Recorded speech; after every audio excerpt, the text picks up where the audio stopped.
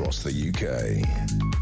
On DAB+, on your smart speaker, on your smart TV, and on your side. This is Talk.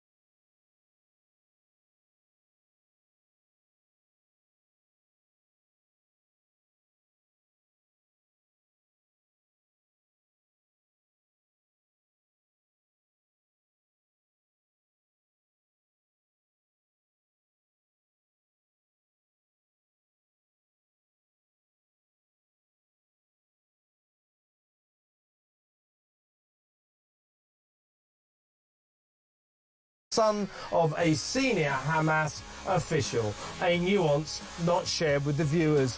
Still with the Beeb, why did its kids' CBB's website list two former prostitute drag queens as inspirational mums, alongside the likes of Michelle Obama and Holly Willoughby? Drag queens are blokes in dresses. They're not mums. What's going on here? 03444991000. Why do we still pay for the BBC? What a joke. And finally, is French President... Big question this, folks. Write it down. Is French President Emmanuel Macron really married to his brother?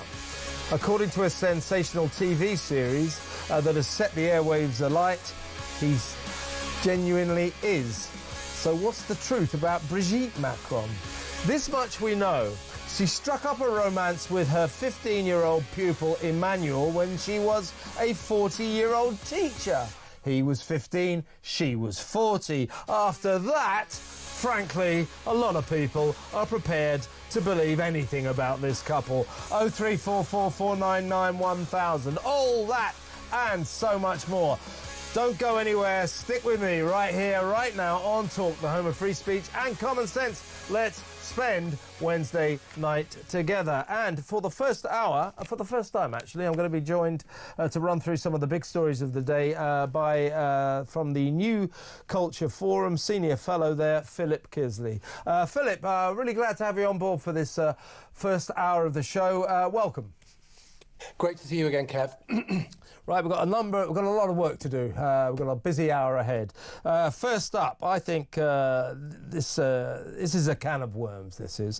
The Merseyside Police Chief, Serena Kennedy, revealed yesterday to a parliamentary committee that as those riots erupted in the wake of those terrible killings in the Southport dance hall, she wanted to try to dispel the fevered feeling and the violence by telling the public that the alleged killer, as he was then, well, we know he is now the killer, Axel Rudakabana, was a Christian or was from a Christian family.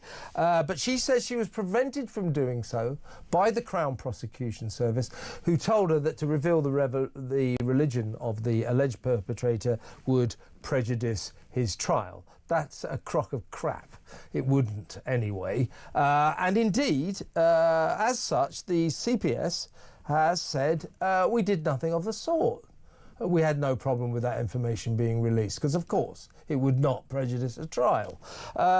So she sticks to her story. They stick to theirs. This is Lord Parkinson, the Director of Public Prosecutions, is contradicting Ms Kennedy's story.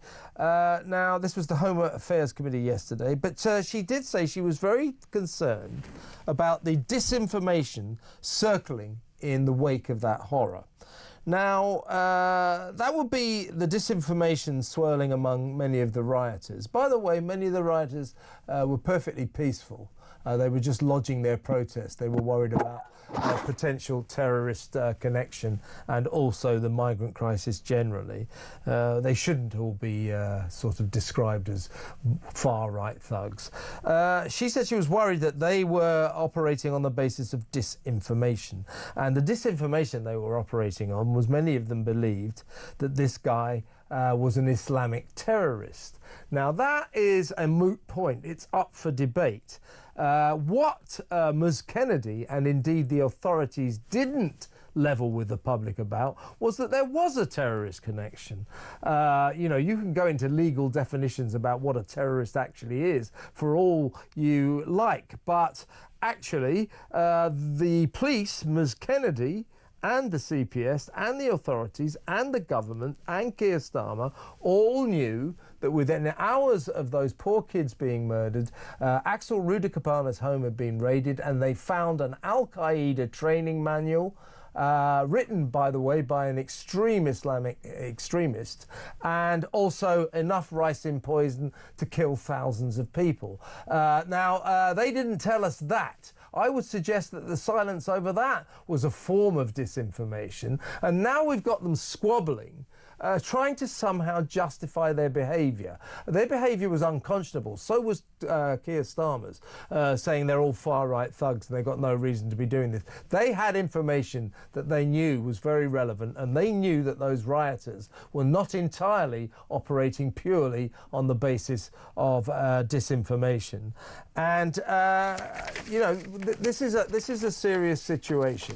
And I also need to know, I think we all need to know, why it was that Ms Kennedy, the Merseyside police, in the slipstream of this terror, released a picture of Axel Rudakabana, not as he is now, but as an angelic 12-year-old choir boy.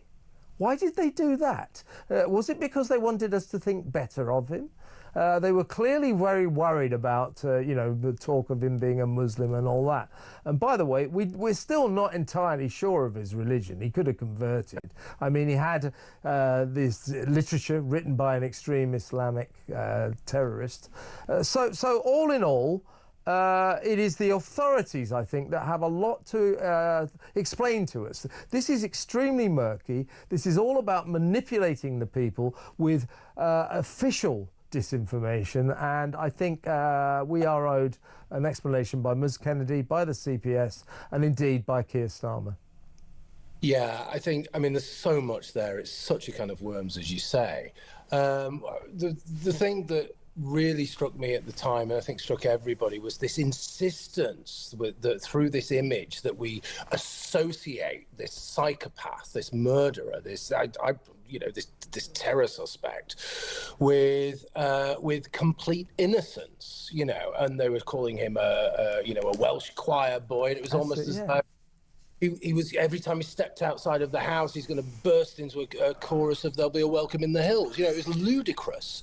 And she now, after all of this time, we 7 months down the line and quite a way away from the trial and the conviction, he now is trying to counter supposed misinformation with misinformation. And as you say, they're arguing amongst themselves, almost like like school children. He did this, no, she said that, you said that, and this is what we have. This is the police force. This is the Crown Prosecution Service. It's quite ludicrous to listen to this and for the Crown Prosecution Service to say, no, actually, we didn't say that. You could have done what you wanted. Simple as that, And she comes back with all of this nonsense. But the key thing for me listening to this is that the one word that she wants to plant in our minds, as I say, all the time after the fact, after this has happened, is this word Islamophobia. That's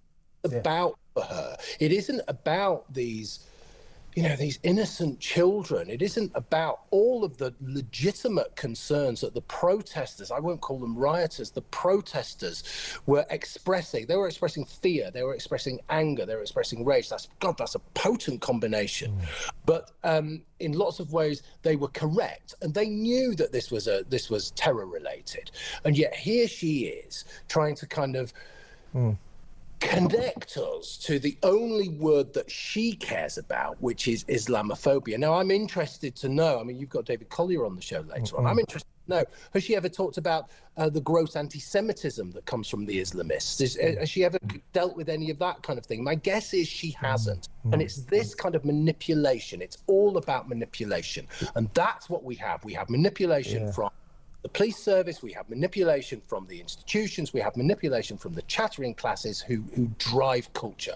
And I think we're sick of it. We are sick of it, and manipulation is the key word there. It's a kind of almost a mini form of social engineering. What she's saying is that she wanted to deceive the public in order to quell a riot. Well, OK, there's an argument to be had there, but I do think we go down a slippery slope if we start condoning officials, important police officers, CPS officers, for effectively lying to the public just to stop violence. You want to stop violence, but I'm not sure about using lies to do that. And that's effectively what she wanted to do. She wanted to say, as you say, already, or I think it came after this, already she was prevented from saying that he was a Christian, but they did say, this is a family from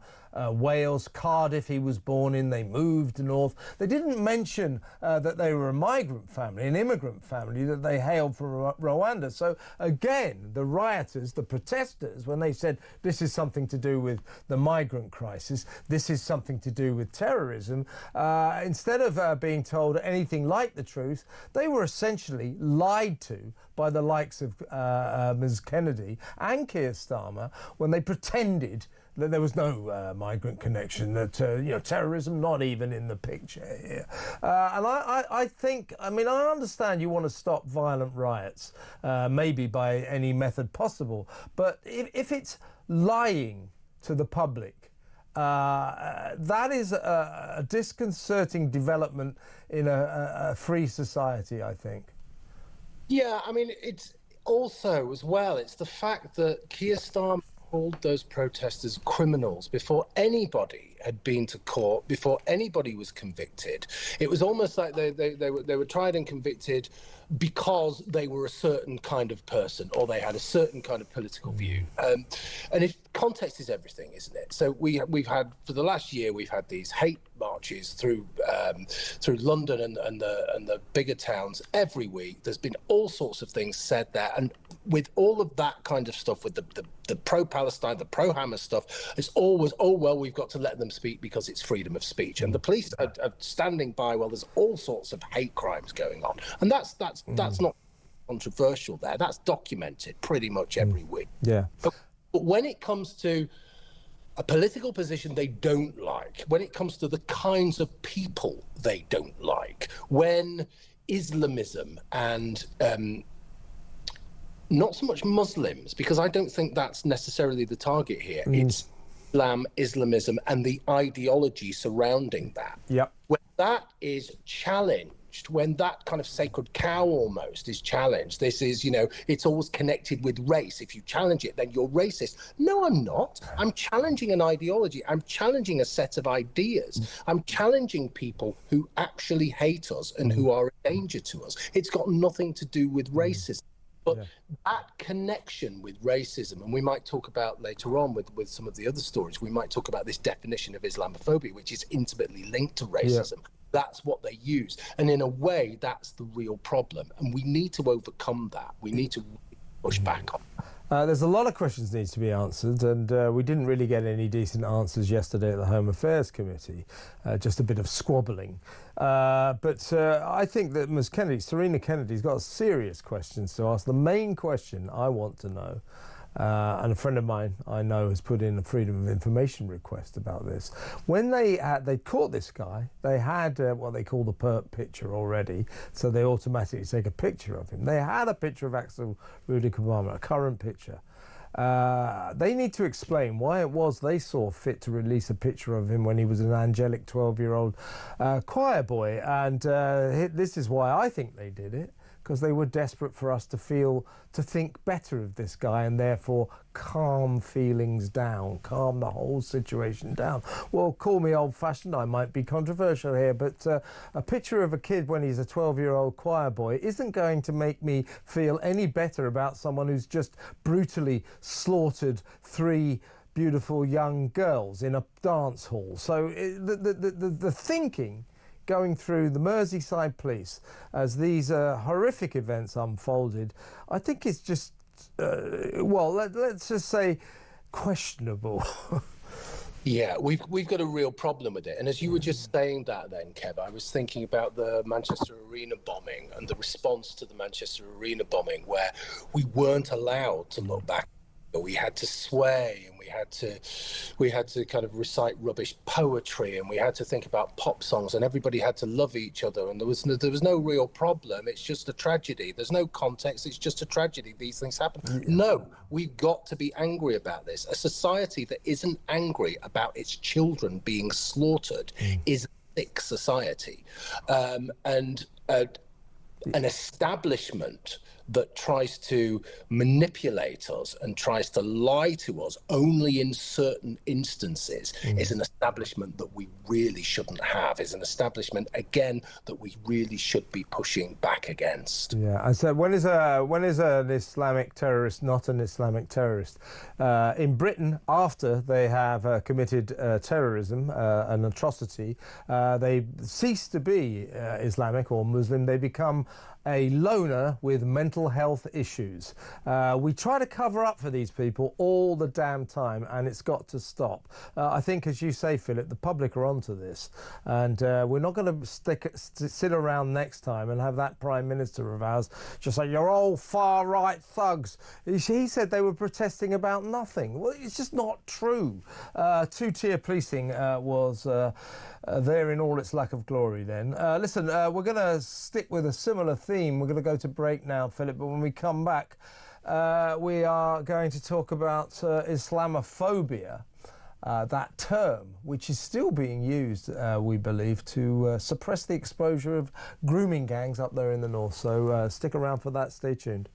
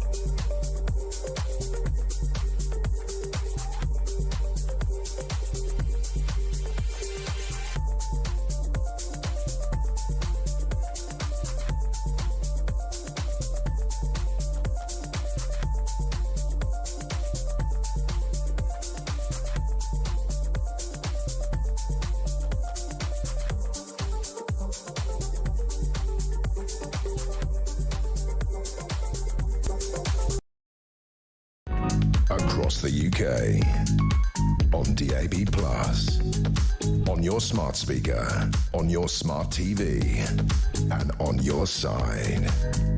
This is Talk. Welcome back. Let me know what you think about this. Do you think that we, the public, the great British public, were subjected to misinformation, disinformation from Keir Starmer, from Serena Kennedy, the Merseyside police chief? Why did she release a picture of Axel Rudakabana as an angelic 12-year-old when she had pictures of him, current pictures of him right there, and we know what he really looks like, an angelic 12-year-old choir boy he does not resemble? Why did she do that? Why didn't they tell us that they found ricin and an Al-Qaeda manual at his house? What is going on here? Is it the authorities? Is it the police? Is it the CPS? Is it the government? Is it the Prime Minister who lied to us during those riots? Let me know. 03444991000. Let's go back to my guest for the first hour, senior fellow at the New Culture Forum, Philip Kisley. Philip, we're still sort of in the same arena here. A report has come out by the think tank, the Policy Exchange today, which reveals that accusations of that word, Islamophobia, are still being used, it is believed, to suppress the exposure of grooming gangs, you know, the rape gangs who were so much a part of the news agenda all throughout the summer. Now, this think tank, the Policy Exchange, warns that the term Islamophobia was, and I quote, directly used to attack those who sought to expose the Rotherham grooming scandal. Keep saying grooming, that is a euphemism. It's a raping scandal is what we're really talking about. This is a 72-page, this is a long report. Now, in a counter 72-page report, left-wing academics in something called the Media Reform Coalition, they attacked Times reporter Andrew Norfolk, who first broke the story of what was going on up there in Rochdale and Rotherham. And they accused him, and I quote, of working to amplify an increasingly prevalent Islamophobia. MP Sarah Champion, one of the heroes who went out of her way to bring this to the public's attention, and also Dame Louise Casey, who led the investigation into Rotherham's appalling child services unit. They were both shortlisted for the unprestigious Islamophobe of the Year award. This is given by the Islamic Human Rights Commission. So this demonising of anyone, you know, who dares to suggest that crimes are being committed possibly by Muslims continues, and it was used for a long, long time to cover up the shocking truth, and that truth was that thousands and thousands, they say as many as 250,000 white, vulnerable young girls were being sexually abused by prevalently Asian, Pakistani origin rape gangs. So it is this fear of Islamophobia, fear of racism, still being used to protect the Muslim community and shroud the truth. Yeah, I mean, when you look at any kind of wholesale abuse, there's always a conspiracy of silence, which, as you say, absolutely shrouds the truth. And we should be incredibly angry and full of rage at these rapists, but we should also be angry at the useful idiots, the enablers. And these enablers are the kinds of people who bought into a worldview all their lives. It's this ethos that we're saddled with now, which is mass immigration, multiculturalism, Britain hatred, and all of that kind of thing. And if they, for one moment, admit that they are wrong on this, if they admit that actually their vision of the world is actually upside down, then what the hell do? They are so invested in it, and they've imposed it upon us for so many decades. That is just catastrophic. So they're absolutely not going to do that. But I keep thinking about this term Islamophobia and where it comes from. It actually comes from the Muslim Brotherhood. And this is just the currency in our country now. It comes from the Muslim Brotherhood, and it was popularized by the Runnymede Trust. And if viewers want to really pump their blood pressure up really high and get really angry, just look on the Runnymede Trust website, look at the kind of work they do. So this is really difficult, and it's something that we have to push against and push against and push against, because we know that they will do anything. And I'm not just talking about the Islamists, I'm not just talking about particular communities. Again, I'm talking about the enablers, the useful idiots, the chattering class. They will do anything, and even rape, the rape of children. They will put that second to their vision of a glorious utopian multicultural society that really doesn't exist, that has never existed, and is just getting worse and worse. And many people in this country cannot see a future. Many people in this country are terrified for their children and grandchildren, especially if those children and grandchildren are girls. We're also talking about policemen, senior coppers, we're talking about local politicians, we're talking about teachers, we're talking about social workers who were more worried, or they gave precedence to their fears that they may be accused of Islamophobic racism over the fact that kids were being raped. That's the twisted order of play we're talking about here, and I'm afraid that is carrying on to this day. Yeah, we're seeing it on so many levels as well. I mean, Prevent is the classic example, right? Prevent is the anti-terrorism. They don't bother with terrorism if it's Islamic, because they're frightened of being called racist.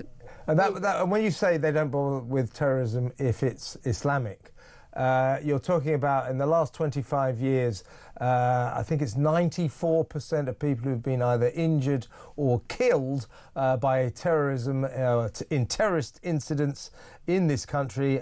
These were Islamic terrorist incidents.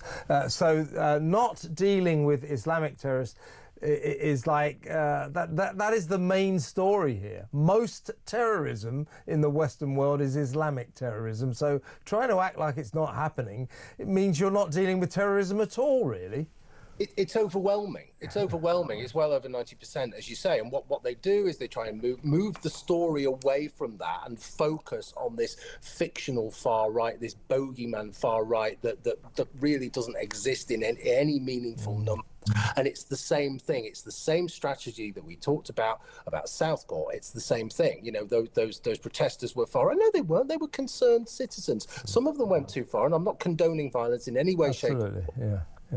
Okay, but most of them were concerned citizens, and most of them weren't violent. And if you've got, you know, an anti-terror organisation that is frightened of the key terrorists, then that's the kind of situation we're in, and that sums it up for me. That sums it up. It's crazy, but here's the real worry. I mean, Labour are really gathering their wagons around this sort of new definition of Islamophobia, enshrining it in law, you know, anti-racism law, and that will amount to a blasphemy law through the back door. We got rid of our medieval blasphemy laws back in, I think it was 2008, the last of them went. I'm afraid there are people in the Muslim community that want them to be returned so that we can't burn the Quran or speak ill of Muhammad or the Prophet, etc., etc. But I think we should stand firm against those people and say, this is modern Britain. You know, I don't recommend setting fire to the Quran as a hobby, but if you want to do it, you should be allowed to, just as you should be allowed to set fire to a copy of the Bible or the Jewish Torah or whatever. You know, this is a function of a free Western society. But I think that Keir Starmer and Labour, because they are so reliant on the Muslim vote, and certainly will be at the next election, are going to bend over backwards to do anything that will keep the Islamic community happy. And one of them will be, I think, this sort of Islamophobia law, which will amount to a blasphemy law, which is a really retrograde step, I think. Yeah, I mean, let's just be clear about what this is. What they are doing is they are linking Islamophobia, just so viewers know, they are linking Islamophobia to racism. Okay, so any criticism of Islam will be seen to be racist, and that is absolutely a blasphemy law. And I'm struggling to think of anything more important for the health of our culture and for our future. As I said before, you know, everything is at stake here. Once that goes through, if that does go through, then we are in real trouble. Because what happens with these things, it takes time for these things to actually ferment and actually become enacted, and then people aren't aware of what they actually are, and it's always too late. We always respond to these things too late, and then these things move very, very, very quickly, and you are powerless to do anything about it. It's like with the open borders thing. It's another kind of thing. It's only now that people are beginning to think, oh, well, we might have, even people on the left, you know, we might have a problem with open borders. Yeah, we do, because we had 1.2 million people come into the country last year. That's unsustainable. We can't deal with that. Okay. But the crisis has happened. You know, the NHS is on its knees. The housing, education, anything you care to think of is broken, and it's because of that. And that was evident 10, 20 years ago. So this thing is really important, and it's absolutely crucial that people understand what it is, and that people, again, I keep using this expression, but it's absolutely key. People fight back in an informed way. They read, they think about what's going on, and they use their vote. Yeah, I just want to stress, Philip, that both of us will be talking about the Islamic community, the Muslim community, 4 million of them in Britain. We're not calling for them to be given any special treatment. They should be treated exactly the same as everybody else. The problem is, in two-tier Keir's Britain, they're getting special treatment, and too many people in the authorities, as we saw in the north, in Rochdale and Rotherham and places like that, turn a blind eye when Muslims do bad things. That has to stop. It really has to stop. Listen, we're going to go to break now, Philip. When we come back, we are going to talk about non-crime hate incidents. It's exciting news. They could be getting a new name. So that next, stay tuned.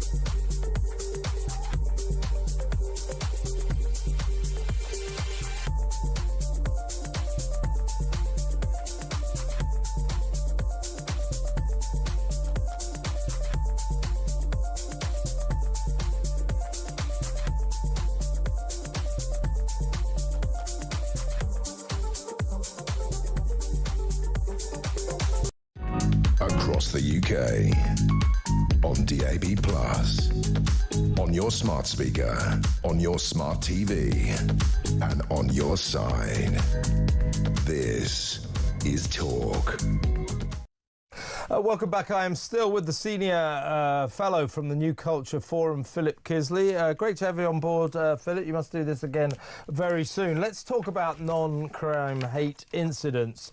These are the scourge of modern Britain, if you ask me. Only this weekend we learned of the story of a 50-year-old grandmother called Helen Jones in Stockport who had two detectives from Greater Manchester Police knock on her door to quiz her about tweets and social media posts she'd been making about a local Labour councillor who was part of the now disgraced former Health Minister Andrew Gwynn's disgusting WhatsApp group where they denounced and derided their constituents. So this lady Helen Jones said, look, this is a disgrace. He should resign. This is a bad councillor. You know, no big deal. Coppers knock on that. Well, we need to talk to you about this. You know, your social media activity. This, of course, follows on the back of my friend and colleague Alison Pearson, the Telegraph columnist, who had a couple of coppers knock on her door on Remembrance Sunday morning of all times to quiz her about a tweet that she'd posted about a year earlier about some Jewish protesters, I seem to remember, or some it might have been pro-Palestine protesters. And also Julie Bindel, the feminist writer, she's had these coppers come round. And Helen Jones, the granny at the weekend, she said to the coppers, well, hang on a second, why are you here? Have I broken the law? Am I being investigated for a crime? And they go, oh, no, there's no crime here. This is a non-crime hate incident. She said, well, if there's no crime, why go away? And they said, oh well, we have a duty to tell you there's been a complaint. Well, they don't actually. She said, if there's no crime, you don't have a duty to tell me that, and I don't want to know. And yet they pursue this stuff. So non-crime hate incidents, 60,000 of them every year, waste of time, waste of money, taxpayers' money, waste of police time. There's the coppers, by the way, calling it Ms Jones's house. Waste of everybody's time, waste of everybody's money. So a lot of people have called for them to be axed, for them no longer to happen. One of them is a guy called Lord Nick Herbert, and he is he's the chief of the College of Policing. And he, in December, said, I think we should get rid of these non-crime hate incidents because they're a distraction. Coppers have got more important things to do. Now he's changed his tune. He now says, well, we should keep them, but in order to quell public disquiet about them, let's give them a new name. Let's rebrand them. I mean, where are we here? Alice in Wonderland territory. This is ridiculous. I mean, it's the story of the day for me because it's so absurd. It's unbelievable. Because he actually said, I'm quoting him here, he said they're contradictory, alarming and confusion. That's in December, yeah. But you know, and he said that it's wrong and all the rest of it. And then his solution is to rebrand them. You know, it's the Snickers solution essentially, isn't it? You know, it's kind of like, oh well, let's keep them and let's just give them another name, a sexy name, and let's carry on with all of the nonsense that we're imposing and inflicting on everybody. I was just thinking about these stats. You gave those incredible stats there. I thought to myself, well, what's the comparison to burglaries and thefts here, and how are the police with that? They're spending so much time on this. And I've got some staggering figures. Listen to this, Kevin. Yeah. Fewer than 1 in 50 burglaries and thefts were solved last year. Fewer than 1 in 50, okay? And in Westminster, a place that we're both very familiar with, just 4 out of 1,874 burglaries and thefts were solved over the last 3 years. 4. They got 4 burglaries over the last 3 years. It's just utterly incredible. It's just that we've moved from, and they don't know what they're doing. The problem is they don't know what they're doing because coppers aren't trained for this. Okay, coppers are lurching into the culture wars, and all of a sudden they're dealing with geopolitics, they're dealing with gender politics, they're dealing with critical race theory, and they don't know what they're doing. And what they should be doing, of course, is going out Sweeney style and nicking villains. Yeah. The new or the newish chief constable of Greater Manchester Police, a guy called Stephen Watson, he started off very encouragingly saying, right, from now on, my police force, back to basics, will investigate every crime. And he looked like the kind of guy who would have said, I don't want my officers wasting their time on non-crimes. However, they clearly are. Manchester has one of the highest crime rates in the country. 3 out of every, for example, 3 out of every 4 shoplifting offences aren't even investigated, let alone solved. So they've got a massive crime problem, and policemen obviously could be better employed than going round to knock on a 54-year-old granny's house to basically quiz her about her thinking. And, this is definite thought police, Stasi-style policing. And I just wonder, what worries me about this is if the complainant, turns out the complainant, although the coppers wouldn't tell her who the complainant was, turns out it was either the councillor in question or the councillor's partner. That was a Labour councillor. I'm wondering if it was a Reform UK councillor or a Millwall fan or someone like that, whether the police would be quite so vigilant. The suspicion here is we have a Labour government and police forces around the country, calling on people who dare to criticise the current regime. Yeah, I mean, it's just, as I've said before, I mean, this Labour government are so bad, it's incredible. No one expected them, least of all. But I knew they were going to be bad, but I didn't know. Yeah, just shocking, isn't it? but the thing is, it is so stupid. And in a way, it almost feels like we've got to go down absolutely to the depths of this stupidity before things can get better, because people need to see this. People need to witness what a far left, socialist government is like. Most people don't remember the 1970s. Most people don't remember the winter of discontent and why Margaret Thatcher got that massive big landslide victory and why she was so popular. Divisive, yes, but so popular. It was a reaction to what had gone before. Now, what we have now is, I think it's even stupider than that. We have government while freezing grannies and are looking like a laughing stock on the world stage. We might talk about that in a minute. But there's a sense that we need to see this. My point is, we need to see this. We need to see the stupidity. We need to experience the unfairness, and then people will say, absolutely, we've had enough. And by the way, I come from Manchester, and I was a victim of a stabbing a few years ago, so I know how be there.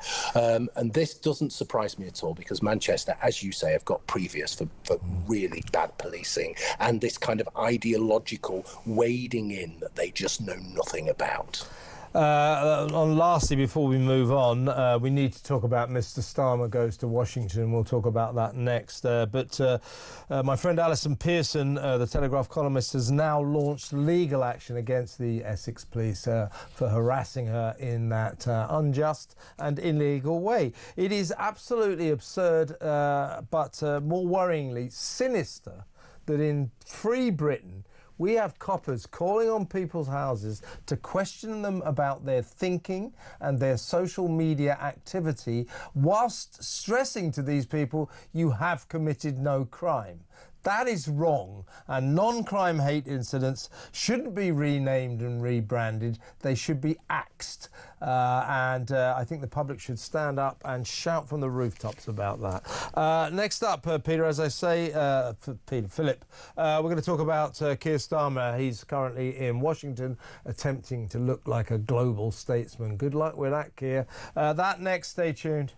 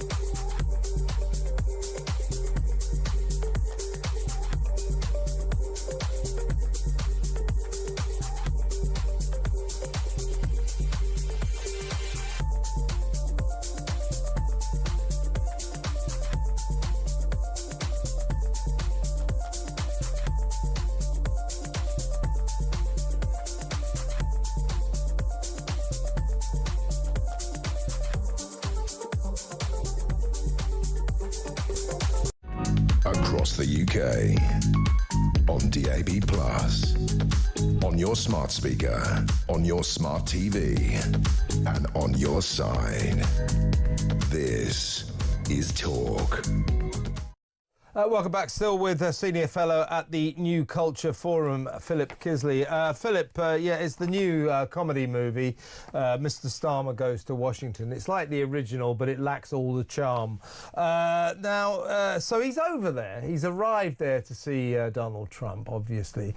He wanted to puff himself up and I'll be the first European leader. Well, not quite. Macron was there on Monday. So we came after the French. So there he is. Now, he's gone there. Bearing in mind, we should preface this, Donald Trump said to all the EU nations, listen, NATO, we're all a member of NATO. Like I said in my last presidency, it's about time you lot started paying your way. It's a perfectly reasonable request. Everybody has always said, even people who hate Donald Trump say he's got a point here. The EU nations and the European nations, including Britain, have not been paying their way. Now, incredibly, we're not the worst. I mean, France and Germany are worse than us. We currently spend, in Britain, 2.3% of our gross domestic product on defence. The NATO requirement is 5%, so that's what Trump has been saying. You know, you guys have got to pay 5%. Now, before we get too carried away with that, he should take the plank out of his own eye first, because America only pays 3.38%. I think Poland is 4.1%. I think they're in pole position, if I can put it like that. But 2.3% we pay. And old Starmer has gone over there as if he's kind of, you know, military man number one, the, you know, tough, rough, you know, soldier of politics, to say, hey, I've got great news for you, Donald. You wanted us to put our defence spending up to 5%. Well, I've set in motion a roadmap that could increase our expenditure on defence from 2.3% now to 2.5% by 2027. In what way does Starmer think that Donald Trump is going to do cartwheels about that? Only last night, when we were live on air, we heard live from Washington via the excellent Times correspondent there that actually already Donald Trump is taking a very dim view of this. But Starmer's going around saying like he's achieved something incredible, and all of a sudden, you know, Britain is this incredible military force. 0.2% in 2 years to take us to 50% of what Donald Trump asked us. I mean, he's living in fantasy land, isn't he, Starmer? Well, it's an insult, actually, to America for all of the reasons you say, because they've spent billions and billions and billions on this war that essentially nobody can win, or Russia will win if America stop funding Ukraine. So it's ludicrous that he should come up with this, in international terms, paltry sum. And it is actually an insult, and it's just bearing in mind, what's gone before. You've got to remember, for example, that we've got David Lammy as a foreign secretary. I told you it was a comedy film, didn't I? Well, these things are important because, everything that David Lammy has said about Donald Trump, and then you've got this ludicrous figure of Keir Starmer. I'm looking at him there dressed up as a comedy soldier. My guess is, until the day before yesterday, he was a pacifist, and now he's playing as most radical left wingers are, and now he's playing at being a soldier, and it makes us look ridiculous. I'm quite embarrassed about all of this stuff, not because I'm embarrassed about being British or Europe, part of Europe or anything like that. It's just because, as I said before, our government on the world stage is so ludicrous, and because as well that world stage has changed. There has been a radical realignment. Things are very different, and what Starmer comes across as is someone who's play acting. He doesn't look real. He doesn't look like a credible leader, especially when placed against the big boys. I don't think he's going to achieve anything at all. Donald Trump was asked last week by the British journalistic contingent in Washington, so Keir Starmer's coming over, what plans have you got for the meeting? And he went, I don't know. He said he wanted to come, so okay. that was literally it. He just doesn't care what Keir Starmer thinks. I think, funnily enough, we thought he probably would be similarly disparaging towards Macron, but I think Macron actually got somewhere with him. I think they kind of hit it off, and I think Macron probably did achieve some concessions from the president. But I think that Donald Trump thinks about Keir Starmer exactly what he thinks about all the other EU leaders, that he is weak, woke, and frankly a waste of time. Yeah, Donald Trump is about deals. He's a deal maker. He's a broker. And that's essentially what he does.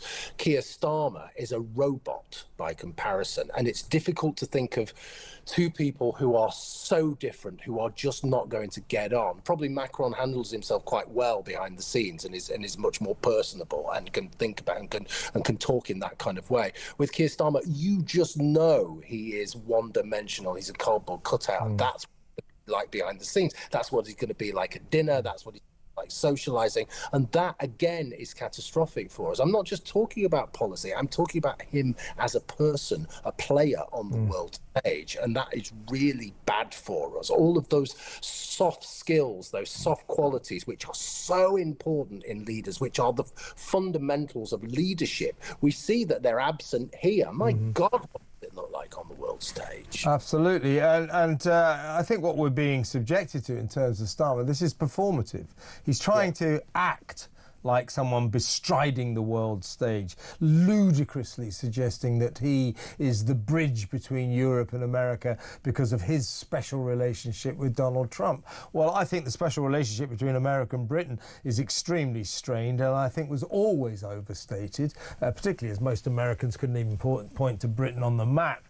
But in terms of his relationship with Donald Trump, just non-existent. Donald Trump just thinks he's a tosser, to be honest with you, I think. Yeah, I think so. And you put your finger on the key word there, which is performative. And it's so obviously performative. And Donald Trump does not like that kind of thing. What I love about Donald Trump is, yes, he's got lots of faults, and we can talk all day about the shortcomings of Donald Trump, but I love how he expresses himself. It's none of that kind of I'm a politician and I will talk like this and talk like this. He said, yeah, I'll do that. Yeah, maybe if you're not finished by 12 o'clock on Saturday, then all hell's going to break loose. That kind of thing is so refreshing. And in a way, it's kind of so honest as well. It's the polar opposite of Keir Starmer, who I say is our cardboard cutout on the world stage. It's performative, but it's dreadfully performative. Yeah. Last point, David, if you don't mind, we're learning that Zelensky, this broke last night on my shows, that Zelensky will be in Washington Friday to discuss with Donald Trump, or actually seal the deal on this rare earth mineral sharing arrangement that Trump has demanded as compensation for the $350 billion America has sent to Ukraine since the war began, and Zelensky going to sign on the dotted line. I heard this commentator last night. He said, "Hey, how dare Donald Trump demand compensation? Who the hell does he think he is?" And I was thinking, well, he's the guy who just got compensation. Apparently this deal could be worth $500 billion. So when they say the president is transactional in his politics, he is, isn't he?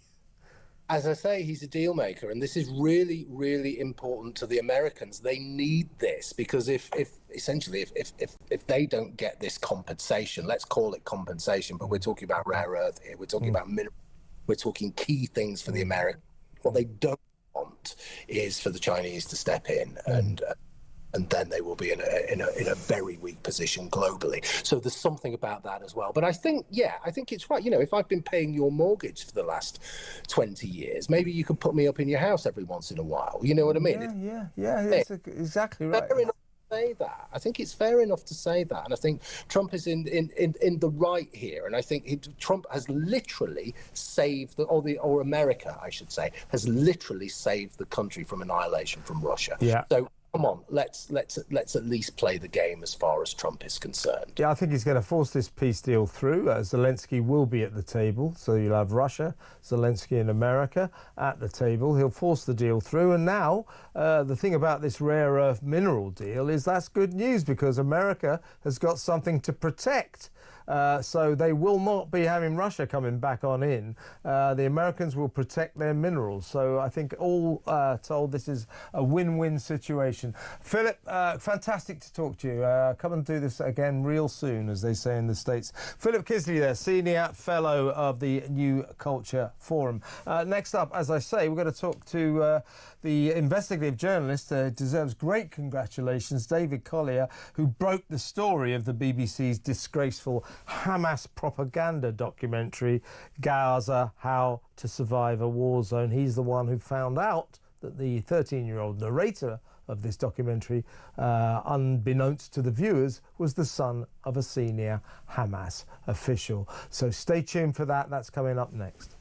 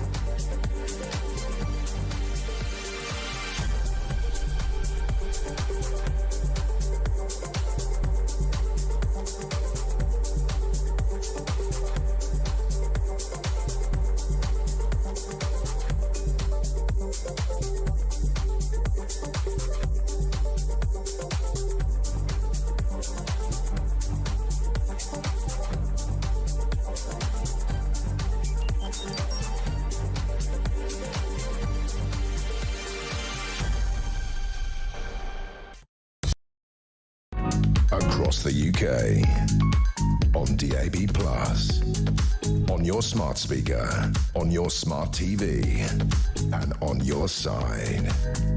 This is Talk.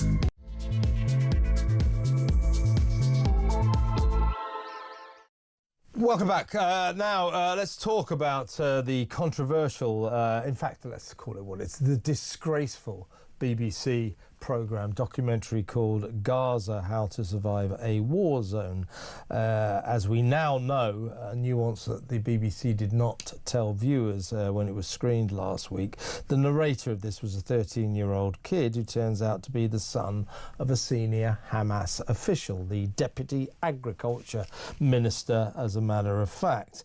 Now, after this was revealed by my next guest, actually, the BBC apologised and then put a warning. Oh, yeah, by the way, this kid is the son of a Hamas official. And people like me go, that's not enough. You've got to take that down from the iPlayer. This is wrong. This is propaganda, and you didn't tell anyone.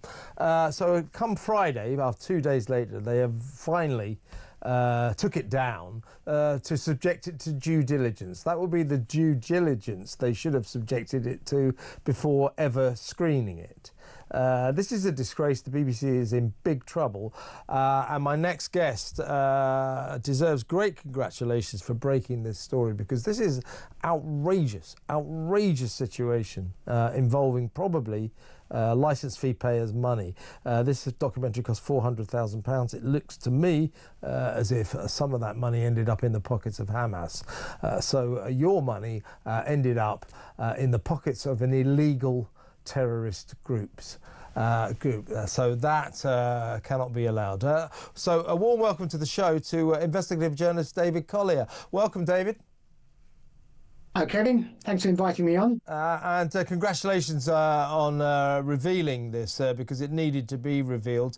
Well, before we get to some of the details, by the way, you've probably noticed that Gary Lineker, big surprise, has joined 500 other media lovies today, urging the BBC to reinstate the Gaza documentary. They call it an essential piece of journalism. It is not journalism, it's propaganda. And they're saying that this father of the narrator should not be dismissed as a terrorist. Well, he's a member of Hamas, so he is. Before we get to any of that, David, tell me tell us the story. How did you come by this story? Well, firstly, on Gary, I think we all know now that when he knows nothing at all about the conflict, he continually opens his mouth on it, and really he should keep his ignorant big mouth shut when it comes to Israel and its conflict with its radical Islamic neighbours. Look, I've been looking at the BBC reporting on the conflict for a long time. It's consistently bad. So when I saw that the documentary was coming out, and I saw the people on it, I asked the question, who are they? So I went looking for them. It really was that simple. Everything I found was open source. It was all on Facebook, sitting there waiting to be found. It took me a few hours it was aired at 9 o'clock, at 10 o'clock it finished. And in the early hours of the morning, I'd already uncovered that it was the son of a Hamas minister. And because I found it so quickly, it basically means that the BBC never bothered to look at all. Because if they'd have looked, they would have found it. Yeah. Isn't it incredible that when they finally, shamefacedly, sort of conceded that they needed to pull it down from the iPlayer, people like me were screaming from the rooftops. You can't say put a documentary on that's narrated by the son of a Hamas official and not mention that, and then when people find out say, oh, by the way, this is the son of a Hamas official, and then leave it there. When they finally took it down, they said this is to subject it to due diligence. It's incredible that they can't see the irony of this. Where was the due diligence before they put the documentary on? Well, I mean, first of all, as I said, it took me a few hours, which meant they never did any at all. And as soon as it became clear that we were talking about the son of a Hamas minister, if they didn't know that, they can't possibly know what else they didn't know. It should have come down straight away. And it turns out that that was only the tip of the iceberg. The cameraman, one of the two cameramen that they used in Gaza, celebrated the October the 7th atrocities. Yeah. One of the children that they portray as some young, sweet person helping the doctors in a hospital is filmed with Hamas terrorists holding a weapon. The elder sister of the third girl celebrated a massacre of Jews in a terrorist attack on January the 27th, 2023. It's one after the other. We just uncovered a whole run of things. The people that the BBC created a documentary to create sympathy for terrorists or terrorist supporters and to try to get people to hate the only liberal democracy in the Middle East. It is absolutely sickening. It is sickening, and we've got some evidence of yet more atrocious journalism here. The BBC now stands accused, you'll know all about this, David, of whitewashing this production, which, by the way, cost £400,000. They deliberately mistranslated derogatory references to Jews and also mistranslated jihad. Have a look at this. ولا بس ملثم وكنا برجع منه يعني كان جاهز للجهاد ولا بس ملثم وكنا برجع منه يعني كان جاهز للجهاد. So there you go. So the jihad becomes a battle, and all derogatory references to Jews were removed. So mistranslation, removals, to make it look as if the protagonists in this documentary were very reasonable people with no agenda against Israel or Jews. And that was not the case. No, I mean, firstly, it's a very, from the BBC, it's a very racist thing to do, because these Palestinians living in Gaza, they know what they're saying when they say jihad, and they know what they're saying when they call for a massacre of Jews. And the fact that the BBC come along and think that they can actually know that the Palestinians don't actually mean that, we know what they really mean, and they mistranslate it. So either it's a deliberate, way of trying to whitewash what was going on, or it is racism. Yeah, and another guy involved in this documentary, a guy called Mr. Fofo, that's his nickname anyway, who notoriously stages up scenes of horror to make Israel, the IDF, look bad. And he has all these kid actors that he uses. And one of these kid actors is in this documentary and also filmed by the notorious Mr. Fofo. I mean, it goes from bad to worse, doesn't it?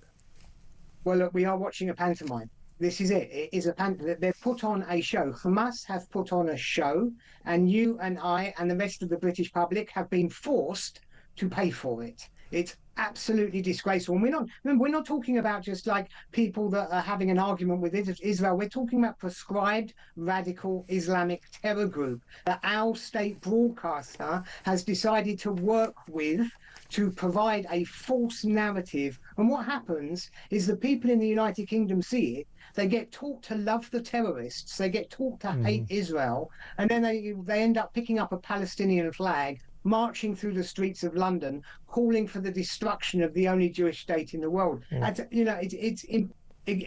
I get angrier and angrier the more I think about it. Well, I'm pretty angry myself, because I think this is a sort of abomination, pretending to be journalism.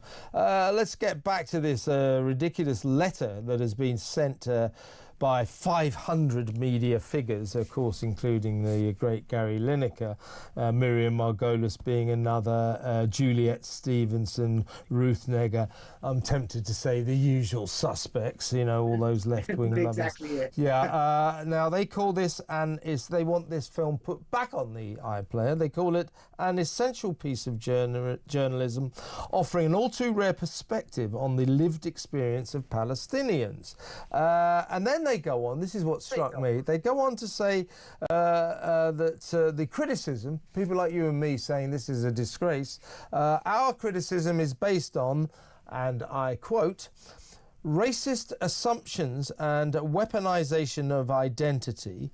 This broad brush rhetoric assumes that Palestinians holding administrative roles are inherently complicit in violence, a racist trope that denies individuals their humanity and right to share their lived experiences.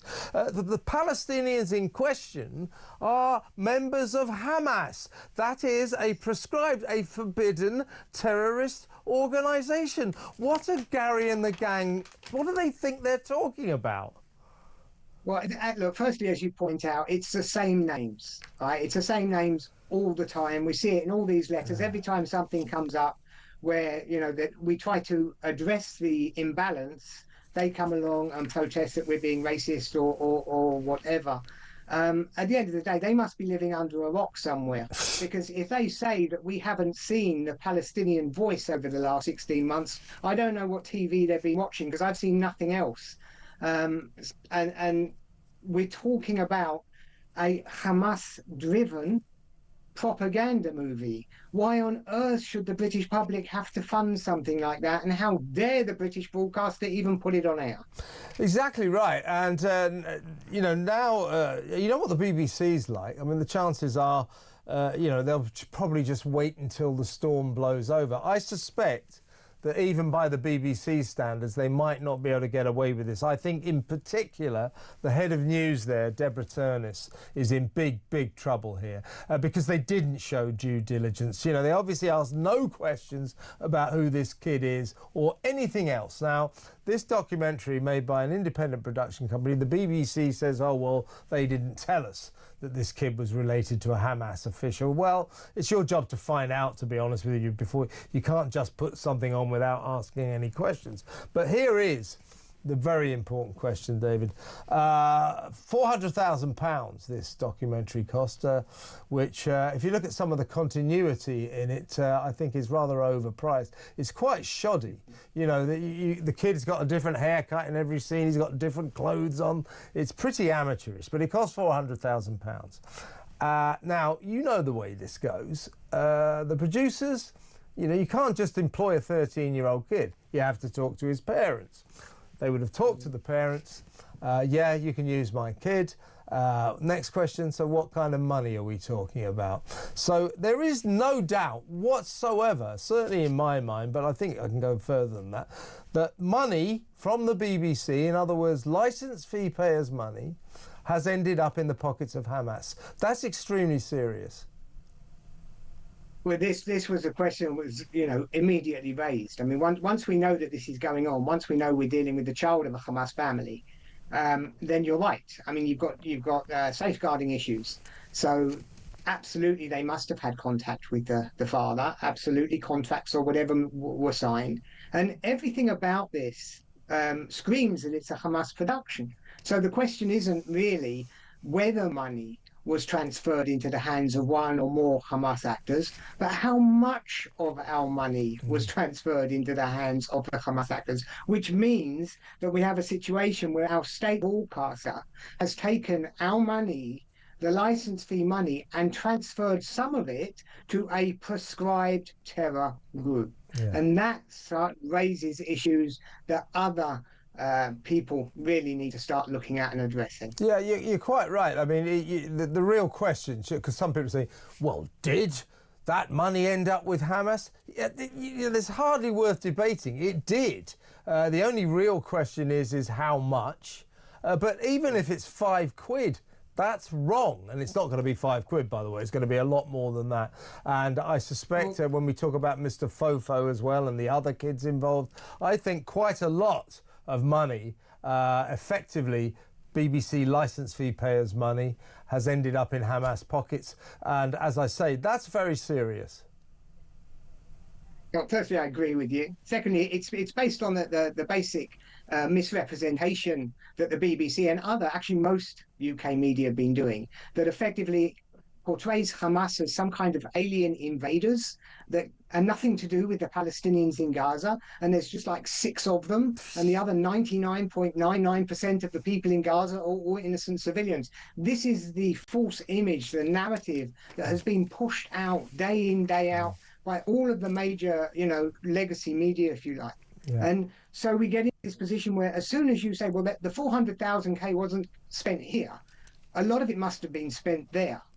And as soon as you do that and you accept that Hamas have full editorial control over everything that comes out of Gaza, that most Palestinians do support Hamas, the most adult Palestinians are either connected or have family in one of the radicalism, then this is what we're doing. We're pushing 400,000 or a lot of money into the hands of radical Islamic terrorist organizations. Which is a very, very serious situation that needs to be dealt with. So heads need to roll. It being the BBC, rest assured deputy heads will roll. The real people responsible will probably wriggle out of it.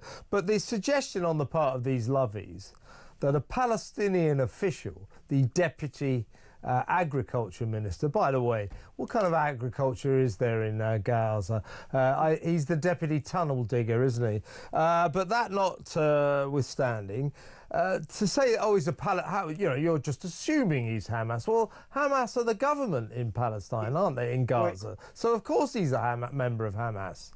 Yeah, I also think, if I remember rightly from my research, and it's a mistake actually, one of the mainstream media, one of our, I think The Guardian ran that letter, and they made the mistake by saying that people were there before Hamas took power. He wasn't.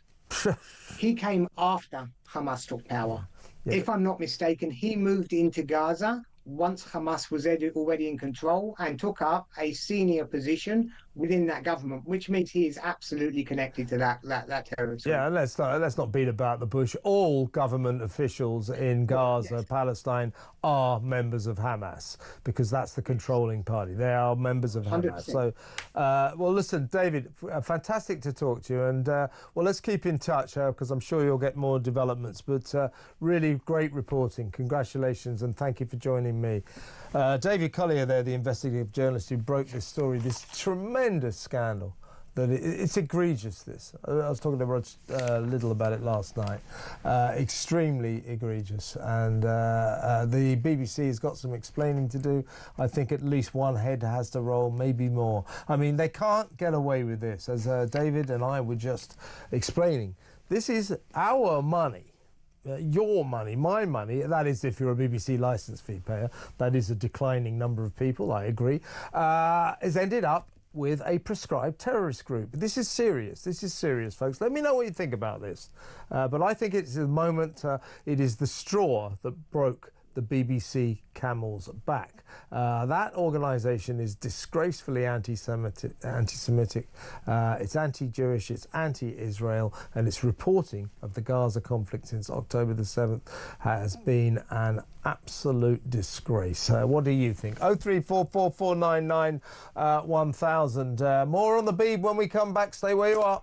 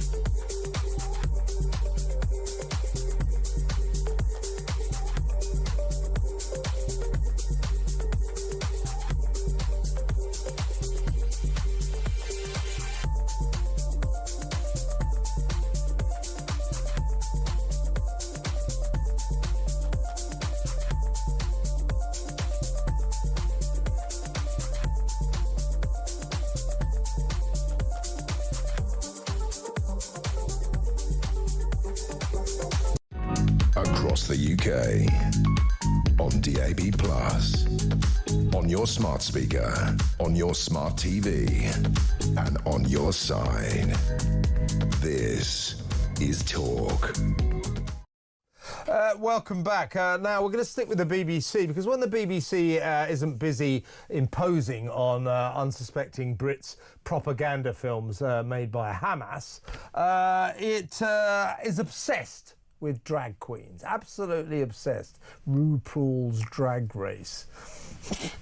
Who cares, you know? If you tune into EastEnders, most of the cast these days seem to be drag queens. It's a very strange obsession that the Beeb has. But I suppose you can let them get on with it. But this, I think, is beyond the pale. They've got a website, you know, CBeebies, the children's section of the BBC. So they have a website, CBeebies website. And they recently listed, to mark International Women's Day, a list of inspirational mums, and there were people like Michelle Obama, Holly Willoughby, you know, lots of celebrity mums in it. And in the list were well-known, fabulous mums, Marsha P. Johnson and Sylvia Rivera. The thing about Marsha P. Johnson and Sylvia Rivera is they're not mums. In fact, they're not even women. They're blokes in dresses. They're drag queens. And they've been listed as inspirational mums on a children's website by the BBC. This strikes me as wrong on a number of levels. As I say, first of all, they're not women, they're blokes in dresses. Therefore, they cannot be mothers. And as many critics have said, this is inappropriate. Drag queens, whether you like drag queens or not, they are highly sexualised caricatures of women. That's not right for kids. You know, by all means, if you like that sort of thing, enjoy it as an adult. But 6-year-olds, 5-year-olds watching this on the bit, what the hell is the state broadcaster up to? Let's talk to the leader of Party of Women, Kelly J. Keane. Hello, Kelly J. Hello, good evening. Good to see you. It's been too long, but I thought you'd like this. Well, I didn't think you'd like this story. I thought it would be good to bring it to your attention. I think this is disgraceful, don't you? Yeah, it's beyond parody, isn't it? It's like we're just. I mean, it's at sort of an insane level for a really, really long time at the BBC, including at CBeebies. They've sort of had I Am Leo, which was a programme, which was a propaganda, convincing children that changing their sex was possible. But yeah, this is. It's beautifully insane though, because everybody knows that they were men. They weren't. I don't even think they were dads, let alone mums. And I think, you know, sometimes these things go so far that it's impossible to ignore. So hopefully we've got to this point. Yeah, a lady called Lucy Marsh, she's from the Family Education Trust. She said, and I think it's a good quote, she said, drag queens are highly sexualised caricatures of women, completely inappropriate for children, especially under 6-year-olds. So Lucy's got a very good point there. By the way, these two characters, Martha P. Johnson and Sylvia Rivera, I'm not holding this against them, but it's a part of their backstory, which again doesn't in my book, qualify them as inspirational mums. As well as being trans drag queens, they're both former prostitutes as well. So not really mothers, are they? No, and they also get mistaken for starting the sort of Stonewall riots, which they didn't do either. So there's just such a lot of myth around it. I think you just have to ask, what was that meeting when somebody said, hey, let's do a list of mothers? All right, John. Yeah, are you going to do a list of mothers? Yeah, let's include these two blokes from New York. They called themselves, well, they were prostitutes. They didn't even call themselves trans. Possibly not even drag queens. Let's put them on. Oh, is there any reason for that, John? Don't know. Just having a laugh, really. Just wondered if we could get away with it. I mean, surely that's the meeting. Well, it won't be, will it? I mean, yes, that's the parody version, but the meeting, they'll have taken this seriously and thought it was very important to include, I mean, I'm not sure if they're trans or not, don't really care either, but let's just give them a bit of, give them a bit of credit here, that the BBC would have decided it was important to include trans women in their list of mothers, even though, of course, trans women can't be mothers. That's the way they think there. I mean, I'm sure you're not a massive fan of EastEnders, nor am I these days. I used to have to watch it for my job. I used to be a TV critic, but I'm not anymore. But on the odd occasion, I have tuned into that long-running EastEnder soap. You know, it's all these drag queens walking around. Half the cast seem to be drag queens. What is it with the... And then you've got RuPaul, RuPaul's Drag Race. What is this obsession they've got with drag queens? I've thought about this long and hard, I can honestly say. And I think it goes down to this performative kind of virtue signalling that... we are all inclusive, therefore look at this bloke in a dress with some makeup. And I must say, Kevin, I'm delighted to hear you use the phrase bloke in a dress. It warms my stone cold heart. Yeah. Well, you remember we used to discuss this, didn't we? And I used to say, I can't really do that. Well, most of us on Talk have decided that we're not going to live in the fake world anymore. I mean, you know, I don't want to be rude to trans women and all that, but they are blokes in dresses, aren't they? It's as simple as that.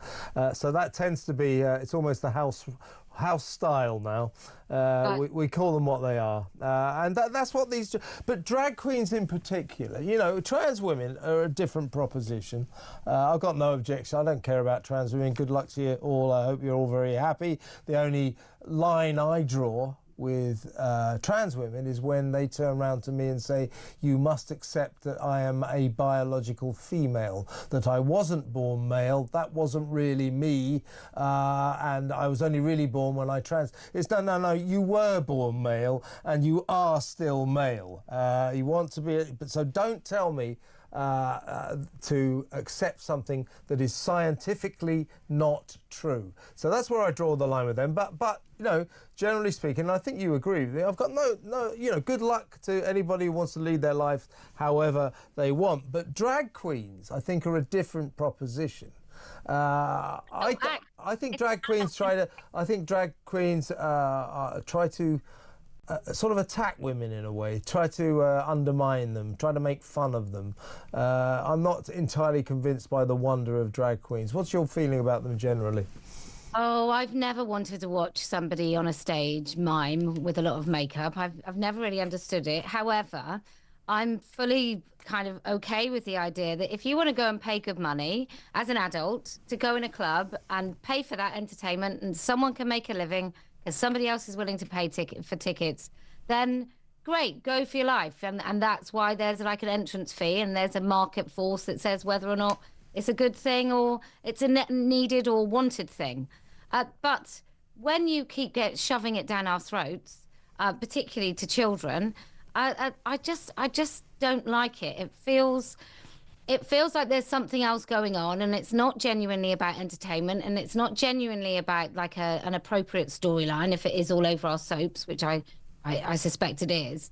And then when it's sort of in somewhere like CBeebies, you just think, well, this is an agenda. And what is your agenda? Is it sort of sexualization? Is it to totally undermine women? Whatever it is, it doesn't make any sense whatsoever on a CBeebies website. No, it doesn't. And, you know, kids should be kept away from this. As you say, it's an adult activity, and if people want to do it, then fine. But it's got no place on CBeebies. And generally speaking, I think that the BBC's obsession with drag queens, well, put it this way, it's interesting, put it that way. I can't quite understand why it is. You know, there are so many drag queens on the BBC. What is it? What's going on there? What do you reckon? Well, I've looked at all the drag queen stuff, and I'm thinking, you know, the BBC has yet to make a programme about how drag can really solve the issues in both Gaza and Ukraine, and I'm surprised that that's not something that they've really gone with, because winter fuel allowance, it was like, how is a drag queen affected? It's sort of one of the BBC stories. And so why is it everywhere? I guess it's easy. I think it just feels like there's someone in a meeting and they're all out of ideas and someone says, how about a drag queen? You know, or we're going to try a brand new angle for people starving, living under the poverty line and using food banks. How about a drag queen? It really feels like a bit of a just somebody run out of ideas in a meeting room. Did you enjoy? I bet you didn't even watch it. I actually did delve into it for about 10 minutes. It was a BBC sitcom, recent sitcom called Smoggy Queens. This was about a house full of drag queens up in the northeast, you know, the sort of Newcastle type area. Middlesbrough it was, out and proud, Middlesbrough comedy. And all the reviews in all the... Absolutely hilarious, wonderful, wonderful. I watched it. It was about as funny as a wet Monday. It was dreadful. I watched about 2 minutes of it, and it reminded me of the Ricky Gervais sitcom that was featured in Extras, when it's like supposed to be terrible, or maybe Acorn Antiques. You know, it was like so like a spoof. So yeah. It was terrible. I've got a list here. I just looked this up. Here's some BBC programs. We've got Smoggy Queens, RuPaul UK, Canada Drag Race, Drag Race Down Under, and here's one that I didn't know about, God Shave the Queens. Do you see what I mean? This is a disproportionate number of programmes about drag queens that you can find on the BBC. Yeah. You do have to wonder whether it's just, like, what have they done? Have they just employed a load of people just straight out of university who've been through sort of uni since they were totally indoctrinating people with this nonsense? The whole of the BBC is a particular sort of demographic anyway. There's not a plethora of sort of working class voices at the BBC, I'm sure. And then this just becomes the latest sort of super duper woke delivery of programming, and it's rubbish. I mean, aside from anything else, it is rubbish. It is sort of baseline, not entertaining rubbish. The sort of thing that nobody is tuning in. No one's flicking a channel and seeing a drag queen and going, oh, I'm going to stop at this and watch this. Exactly. Now, just before I want to ask you about Donald Trump in a second, but this is the review of Smoggy Queens in The Guardian. This is the headline. Smoggy Queens review. An adorably sweet drag sitcom. I think one of the characters has sort of left his kids or something, and the kids aren't talking to him. And it's all this sort of heartfelt, poor man. You know, because teenage boys love it when their dads dress up in sort of drag. Yeah, they really do, don't they? It makes their day to see their dad dressed up like a drag queen. Exactly. Let me ask you this, Kelly. I thought about you when old Donald Trump stood up soon after winning the election and said, right from now on, under American law, there's two genders, male and female, nothing else. How did you greet that moment? Well, you know, I felt mildly prophetic, and I don't think there was any accident. They said adult human female. I don't think it was any accident at all. Look, I've even got it on my wall. So I'm really, really pleased, and it was clearly whoever wrote that executive order was a massive turf, so that was wonderful. But you know, and in an instant, it's gone, right? So there's so many people now pretending that they never really went along with it, which proves that it's all a load of nonsense and no one really believes it anyway. And I think we just, you know, where is our Donald Trump? Are we going to get anything as remotely as exciting to really put an end to this nonsense over here? Yeah, I was going to ask you that. Are you sensing that any of the wind of change in America is blowing our way at all? I hope so, but I don't think so. I think there needs to be that. That's why I started Party of Women, so that we at least had somewhere where there was an outlet, a political voice about these issues. I mean, the way Donald Trump talks in comparison to the way our politicians talk, like, we just need something like that. I'm not even saying that you have to agree with anything he says. Just the charisma of the man is something that's really lacking in British politics. So can we just have a tiny morsel of that? That would be great.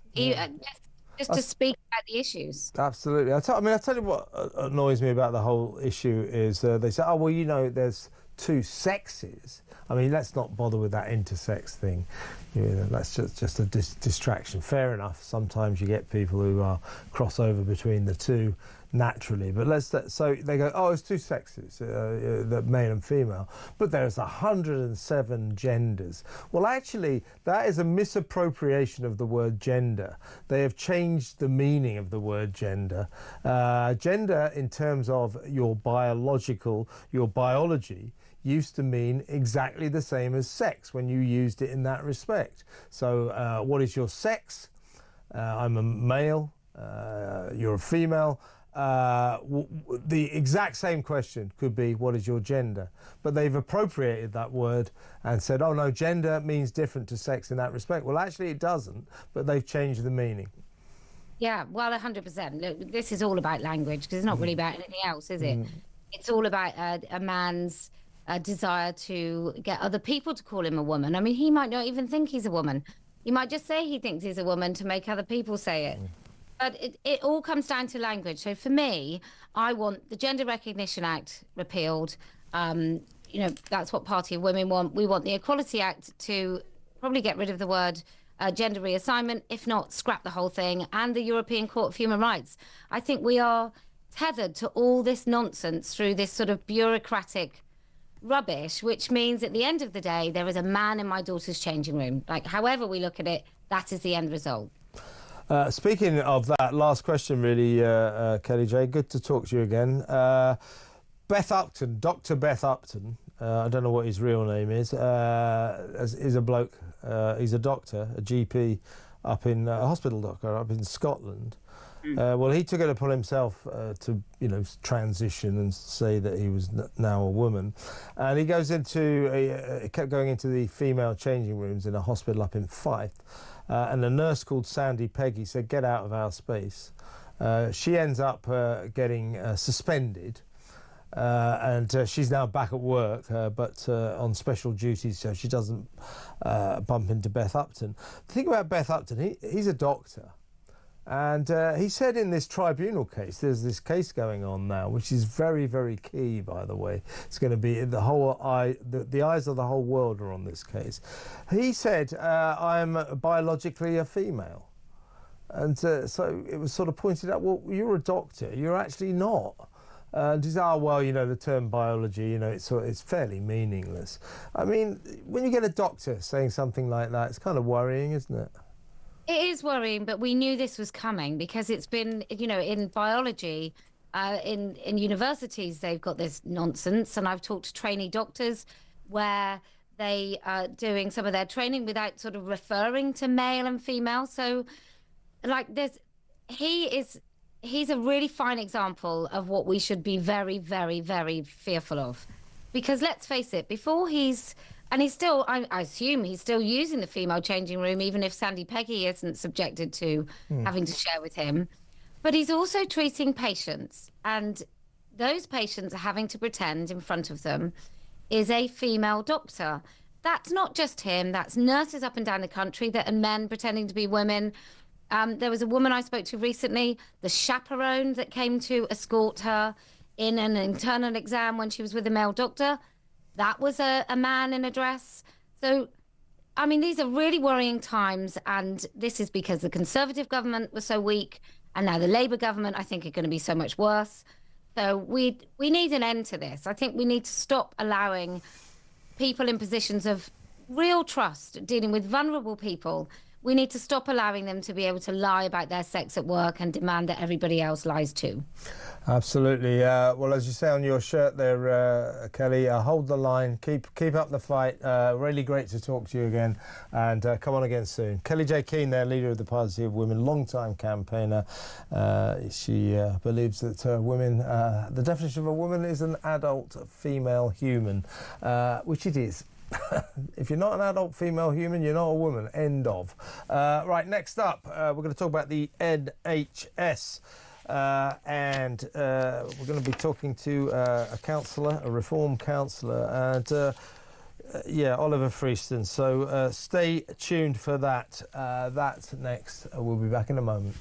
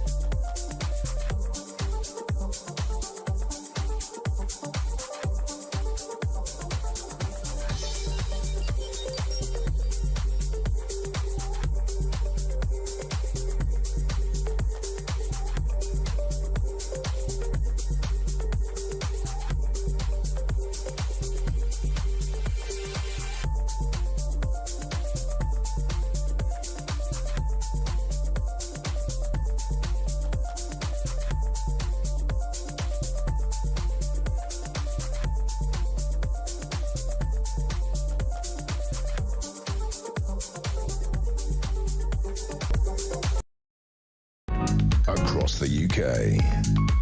On DAB+, on your smart speaker, on your smart TV, and on your side.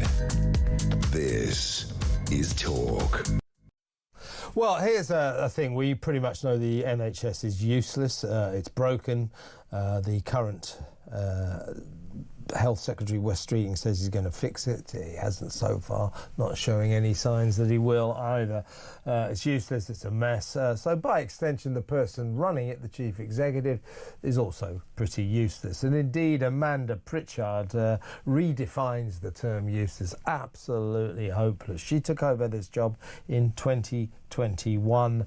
The Labour clearly want to try to do something, and they don't think she's the one to help them achieve their goals.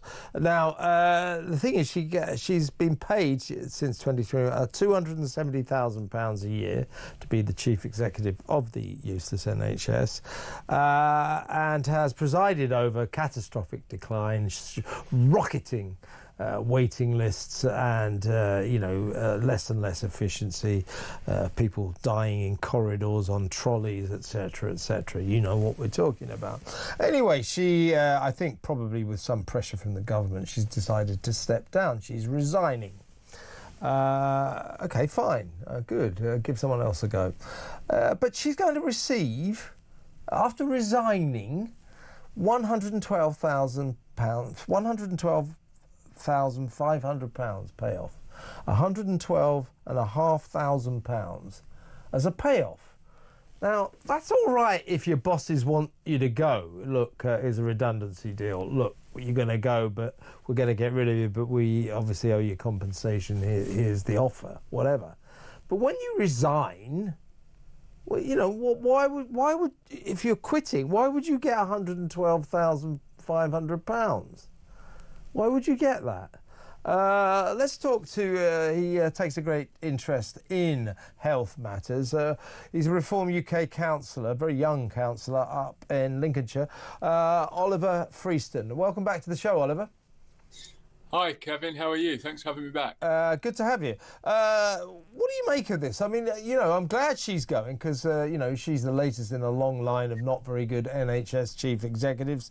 The NHS has been in a state of disastrous decline for a long time, and by extension the people running this organisation can't have been very good at the job. So it's not just her, but she in particular has been seen as just a sort of pen pusher who was way out of her depth. All she's ever done is other sort of public sector jobs within the health service, have gradually risen up the ranks, got the big gig, 270 grand a year, now quitting. Why on earth is she getting £112,500 payoff? Why?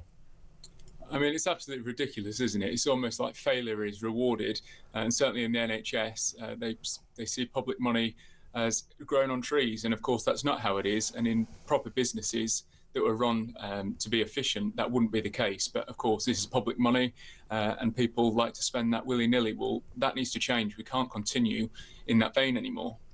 Yeah, as I say, but this goes against the normal rules of employment. If your bosses want to get rid of you, lay you off, sack you, make you redundant, as long as you haven't done anything wrong, of course the rules are, listen, we need you to go, here's the offer. And then, often people turn around and say, we'll double it or something like that. You arrive at an agreed sum because you're not leaving voluntarily. If you resign voluntarily, the system is you don't get any compensation, obviously. I mean, I can't turn around to my bosses tomorrow and say, yeah, listen, I'm going to quit Talk, so can you give me £100,000, please? Why is this happening? It's the tail wagging the dog, isn't it? It's civil service all over. And again, that isn't how it should be run. And the politician should be the one that's in charge. But of course, we've seen Steve Barclay, we've now seen Wes Streeting issue the orders that there should be no DEI roles employed, any new ones. But of course, those hiring has still continued. Now, we're told that Wes Streeting hadn't reversed Steve Barclay's policy, but I think that's in like 2023. We've still got around 800 roles costing £40 million a year. So, as I say, it's tail wagging the dog, and that isn't how it should be. And that's why we need real leadership. And I was hopeful that when Wes Streeting came in, he's probably about the only one on the front bench for Labour that's got something about him. But even he is realising just how ingrained the NHS are and the people who are running it. Well, we do need leadership change, and that's positive. Yeah, the Public Accounts Committee in Parliament said that Amanda Pritchard, and her deputy, Julian Kelly, and 2 other senior civil servants at the Department of Health and Social Care were, and I quote, complacent and lacked dynamism. That does seem to characterise her leadership of the NHS, doesn't it? It's damning, isn't it? You look at a few of the decisions, certainly since COVID. This woman has been in charge since the COVID days, and so many decisions have cost lives, have cost money, and the waiting times have gone up. If you go to the hospital, you're waiting longer than you were 10 years ago. So ultimately, we do need change, and I think we need to be progressive. There's no point in continuing arcing back to the bad days. Let's see what the new leadership can bring. I think the person they've employed now temporarily is a chap from Newcastle who's in charge of one of the trust there. And certainly he's got a track record of turning things round. He's gone from the NHS Trust, which was required improvement when he first joined. The CQC have now lifted that. So again, I'm an optimist, so I like to look forward and support people who are taking over. The problem is, though, and I agree with you about Wes Streeting, of a bad bunch, he's one of the better cabinet ministers, cabinet secretaries, and he certainly said a few things that sound quite encouraging. And of course, like all health secretaries, he arrived, I will fix the broken NHS. They all say that. He's the latest in a long list. They come in talking about the broken NHS, and usually within about a year, it's them that are broken, broken by this massive bureaucratic behemoth. That is out of control, uncontrollable. But when I hear Wes Streeting saying, I'm going to fix it, I'm going to get to grips with it, it needs, top to bottom, root and branch reform, etc., etc. It's fairly obvious to me where he should start.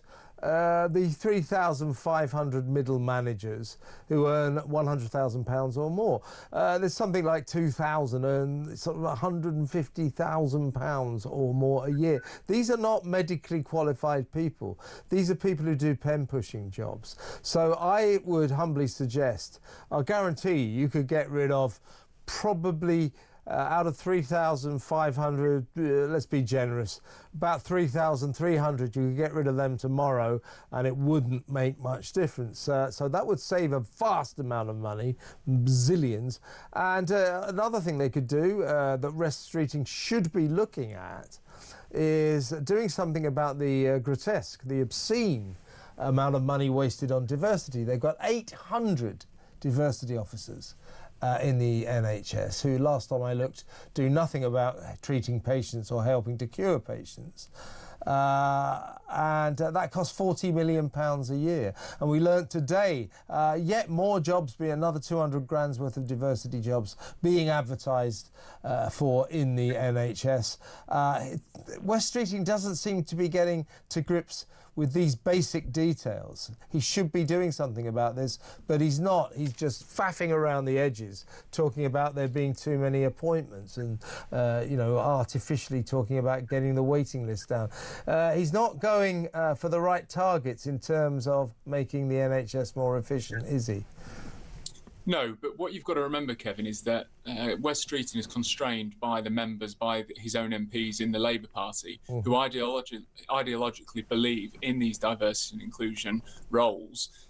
So he is constrained, but ultimately we do need to scrap them because, as you say, they're not actually benefiting the patients themselves. All it's doing is creating extra work, more regulations, which makes the lives of frontline staff more difficult. Indeed, when you speak to nurses and doctors and surgeons, they will tell you what they need, how to diagnose and fix the problem. But it's almost as if politicians, for such a long time, don't actually get to the root cause of it because they focus on policies that sound nice, are inclusive, but that's not what we need. We need real change, like in America where they've got DOGE, where they've got the Department of Government Efficiency. We need to we need to go in.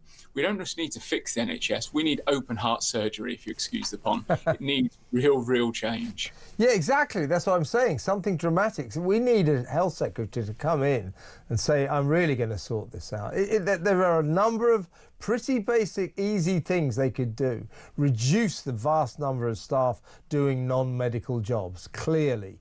And he also made a statement, old West Street. He wrote a piece in The Sun, I think it was a couple of weeks ago, where he said he was going to dispense with the daft, I'm using his expression, the daft wokery that infests the NHS. So I said, well, OK, that's a good idea. I mean, what I'm talking about there, Oliver, is things like the NHS producing, 90-page pamphlet guides for mothers, pregnant mothers, without ever mentioning the word woman or mother, and describing women as people who menstruate as opposed to describing them as women or females, that kind of nonsense. So I said, look, here's a good, if he wants to set down a marker to say, I'm going to return the NHS from the mad world of wokery to the wonderful world of common sense, here's an idea. Make this announcement. From now on, men who go for x-rays will no longer statutorily be asked by NHS staff, are you pregnant? That is a compulsory question. So if you or me go to get an x-ray, because if we're pregnant, it's a very valid question, obviously, to women, pregnant women, or to women, because if you are pregnant, the gamma rays, the x-rays could damage your unborn child. So, very valid question to women, a ridiculous, ludicrous question to men. As I always say, I kind of want that to happen. It's never happened to me, but if I do go to the NHS for an x-ray and they say, are you pregnant? My reply will be, take a wild guess. I mean, you know my colleague, friend and colleague, James Whale. So you know what James Whale looks like, Yes. Bald, bloke. And he's obviously undergoing cancer treatment at the moment, so he has to go for lots of x-rays every single time. He said, he gets asked, are you pregnant? He just goes, stop asking me if I'm pregnant. So a good way to start, if West Streeting wants to set down a marker, we're going to return to the world of common sense. Stop asking men if they're pregnant. How about that? Yeah, I mean, that's been going on for some time. I think it was down in Plymouth or around the area, where instead of being called mothers and fathers, it was now birthing parent and non-birthing parent. It's just ridiculous. And as you say, it has infested the NHS. And even people say, oh, that's small, that's not going to, save lives or make that many efficiencies. But it's like the broken windows theory. If you look after the little things, show everybody that actually we're reverting back to common sense, everybody will start to make improvements, and people will have confidence and faith in the changes that you're trying to deliver. So certainly he's got an uphill battle, but he's got to get real with his own MPs, and that's going to be a battle for himself. Yeah, and to go back to the original talking point, Oliver, you're right. The Amanda Pritchard, I resign. Oh, yeah, OK, then. So what you notice, here's £112,000. That is, typical casual laxity, isn't it, with public money. That's our money in the end. The way they do this is disgraceful, really, isn't it? Well, the problem is, of course, it's not even just the payout. She was paid for being a failure. She was paid more than the Prime Minister. Now, I'm not advocating for a pay increase for Keir Starmer by any stretch, but it certainly seems wrong that the Chief Executive of the NHS is paid more than the leader of our country. And indeed, what's worse than that is the NHS Diversity SAR is paid even more than her. I think it was about £230,000 for a diversity SAR. Sorry, the NHS has got a diversity czar. Yeah. God. You've heard it all. Honestly, Oliver, you're young. You're a dynamic politician. You've got to sort the world out because it is going crazy. Really good to talk to you. Come on again very soon. Oliver Freeston there, Reform UK councillor up there in Lincolnshire. Good guy. Now, we're going to go to break now. Got lots of calls coming in, so that's good. Now, I want you to ponder this question while... you while I'm away, before I come back. Is the French president, Emmanuel Macron, married to his brother? Because a smash hit documentary series says he is, that Brigitte Macron is not a woman, it's Emmanuel's brother. Now, you know, before we laugh too much about all of that, you've got to remember his backstory. This guy, or rather Brigitte Macron, was a 40-year-old teacher at a French school when she hooked up romantically with a 15-year-old pupil called Emmanuel Macron. So after that, you know, there's quite a lot I'm prepared to believe about this couple. We'll also talk about Macron's future generally and that sort of turbulent basket case that is French politics. So that straight after these messages. Stay where you are.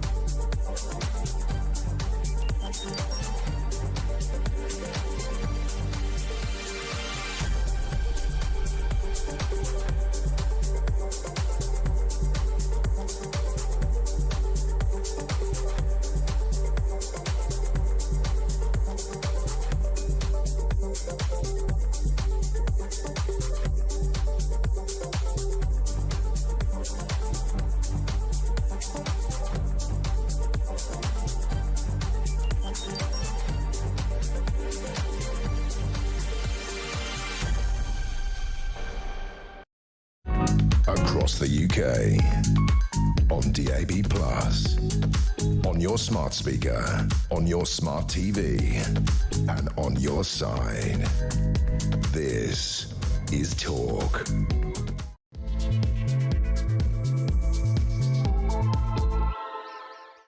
Welcome back. Now, I want to talk about Emmanuel Macron, the French president. I want to talk about his future politically.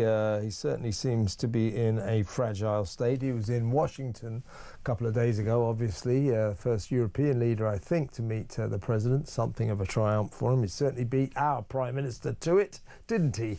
And by all accounts, did quite well in persuading the President Donald Trump round to some of his way of thinking. So congratulations, Emmanuel, on that.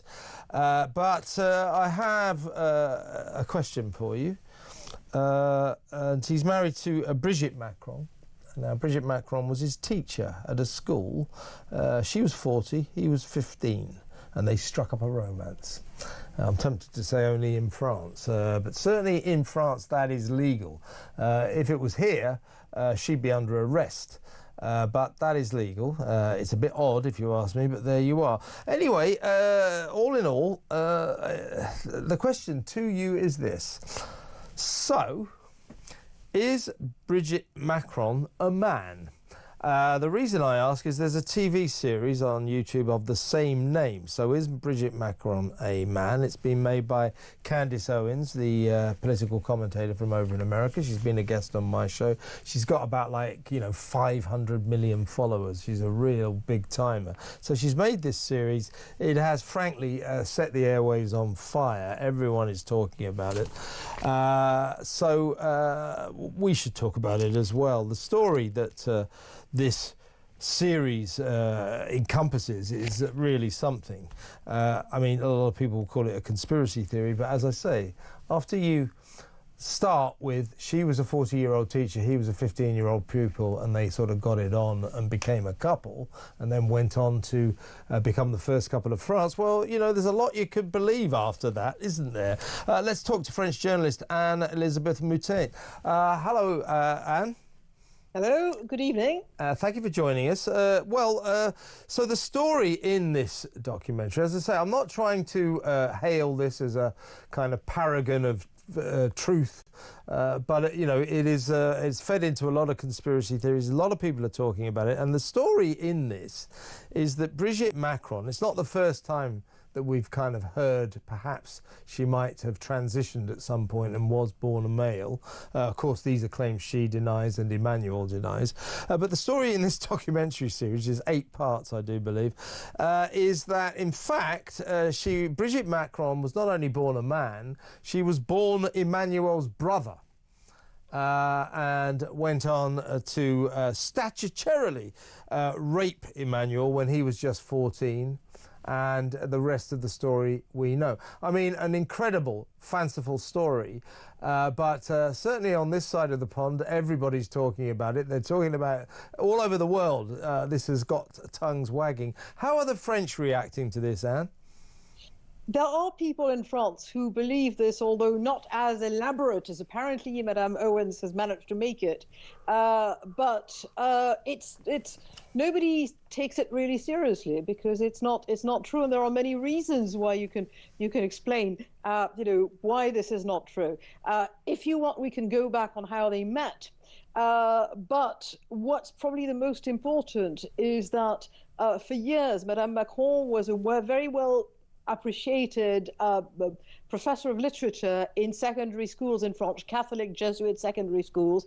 In France, private schools are much cheaper than in England because the government says that as long as you teach the national curriculum, since we would pay for the schooling of children, there's a subsidy, and the subsidy is important enough that it's possibly 1/5 or 1/10. The cost is 1/5 to 1/10 of what it would cost for a good, as that school was, for parents.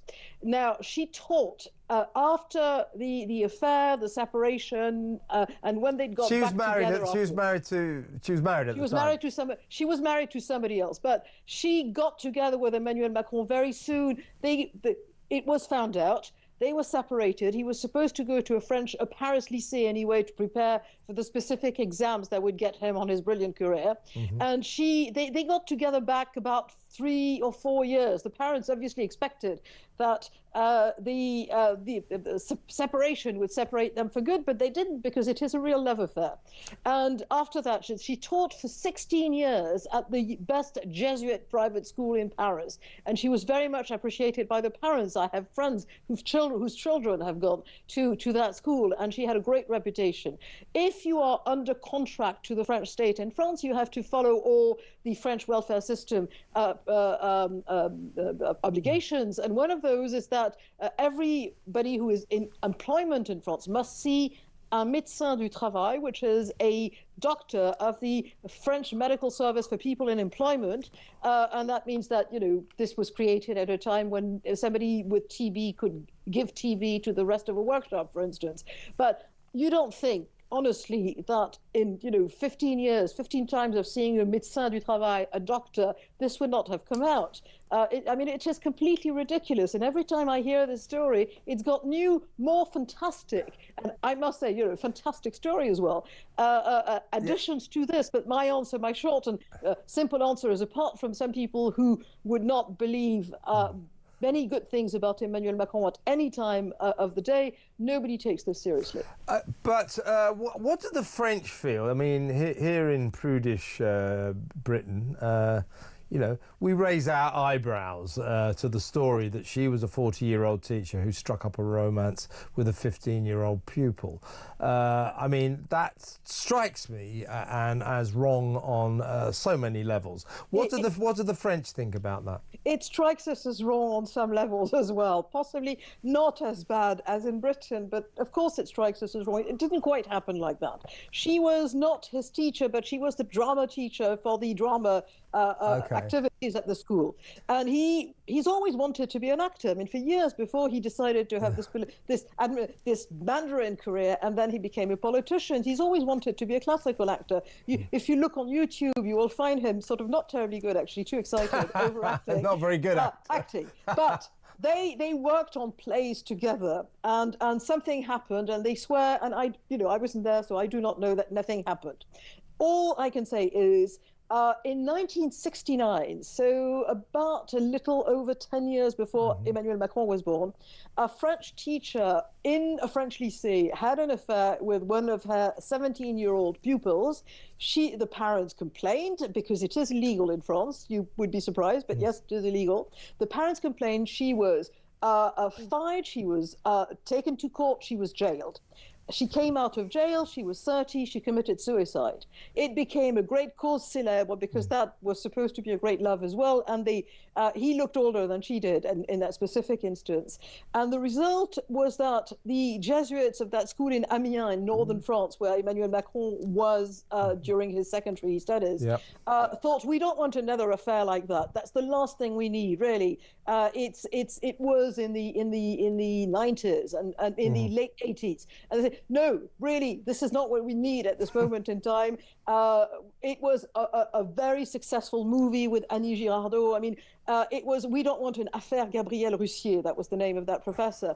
And that's also one of the reasons why it was let happen, with the idea that he goes to study at Lycée Henri IV in Paris, which is a kind of sort of public state Eton in Paris. He prepares for those exams, which he aced, and that would be the end of it. And it turned out not to be the end of it, because they are actually in love, and enemies of Emmanuel Macron, French right-wing politicians who still see him, talk about this, the fact that he seems to look at her all the time, and they exchange looks.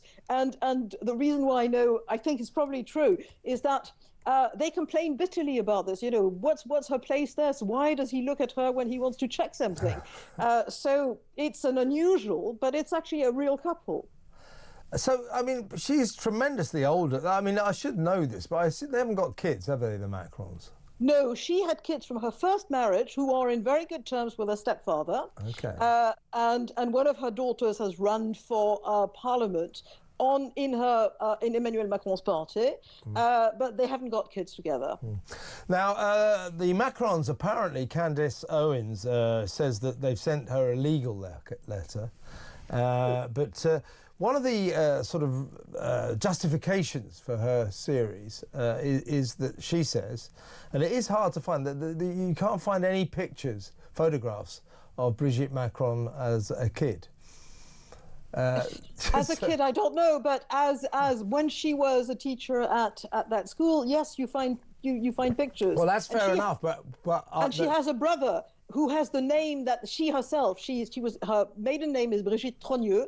She was married to a Monsieur Osière, so she was then Madame Osière. Right. But she has a brother who does exist, has a birth certificate and everything, who has the Christian name Jean-Michel that she says is actually Brigitte. I hate to say this in such strong terms, but I think Candace Owens is slightly demented on this. Well, put it this way, she's found a way to get a very, very big audience. Yes. I mean, the thing is, this is a conspiracy theory. And the thing about conspiracy theories, the only ones that actually work, that catch fire, that flourish, always have a scintilla of truth somewhere in them. Now, there may not be a scintilla of truth that Brigitte Macron is a man, but the bedrock of their romance, their relationship, she's a teacher, 40, he's a pupil, 15. After you learn that, you are sort of constitutionally prepared to believe quite a lot about them. Do you see what I mean? That's why I think this series is working. I totally agree with you, and as I said, there are people who say it in France, and it's caught like wildfire because it's such a great story, and also because Emmanuel Macron is strongly disliked in France. Yeah. He's coming to the end of his second term. He's got a little over 2 years to go, and he has managed to foul his nest by calling a snap election after bad results at the European elections, at the European Parliament, that he didn't need to do anything about. Yeah. And so anything that can sort of, concur to say nasty things about him will work. I'm with Margaret Thatcher on this, which is, when they start saying, various things about me, I'm very happy because that means they haven't got political arguments to oppose to me. And there are enough political arguments actually to sort of, to call against Emmanuel Macron that shouldn't be necessary. Let's talk a bit about Macron and his position right now. I mean, he's just been to Washington, did rather well, I think, with Donald Trump. Certainly looked good, the pictures were good, but I suspect that he's too far gone in the opinion of the French for that to improve his fortunes. As you say, he made that terrible mistake, that rather petulant mistake of calling an election when he didn't have to, and got a real kicking in that, just about sort of survived. But where does he stand now? I mean, is he as weak politically as we are led to believe over here in Britain? He's pretty weak. However, by and large, people are rather sort of admirative of the fact that he tried to go and put a number of things straight with President Trump. He has always been of the opinion, a bit like in some ways Boris Johnson, that if you want to be effective, you have to stay in good terms with Donald Trump, and what you see is what you have to deal with. And not what you would like to see. And he has managed to make some points during those conversations that they had 2 days ago, and to even sort of interrupt Donald Trump when he was saying things that were not accurate, giving figures that were absolutely not accurate in terms of who had contributed how much money to funding and helping Ukraine fight against the Russian invasion. And that's what the president of the Fifth Republic, tailored for General de Gaulle, still has. Even if he's lost Parliament, he still is in charge of foreign policy and still is in charge of defense. And so that he was exactly in playing his part in what we call a regalian. It is his prerogative. I might add that all that noise that Candace Owens is making is very much consistent with the fact that she is rabidly anti-Ukraine, she's rabidly anti-Israel, she's all sorts of things, and that she wants to stop him. Yeah, I think she takes the Trumpian attitude to the EU and Europe generally as well, I suspect. Oh, she's much, much worse. Yeah, well, yes. But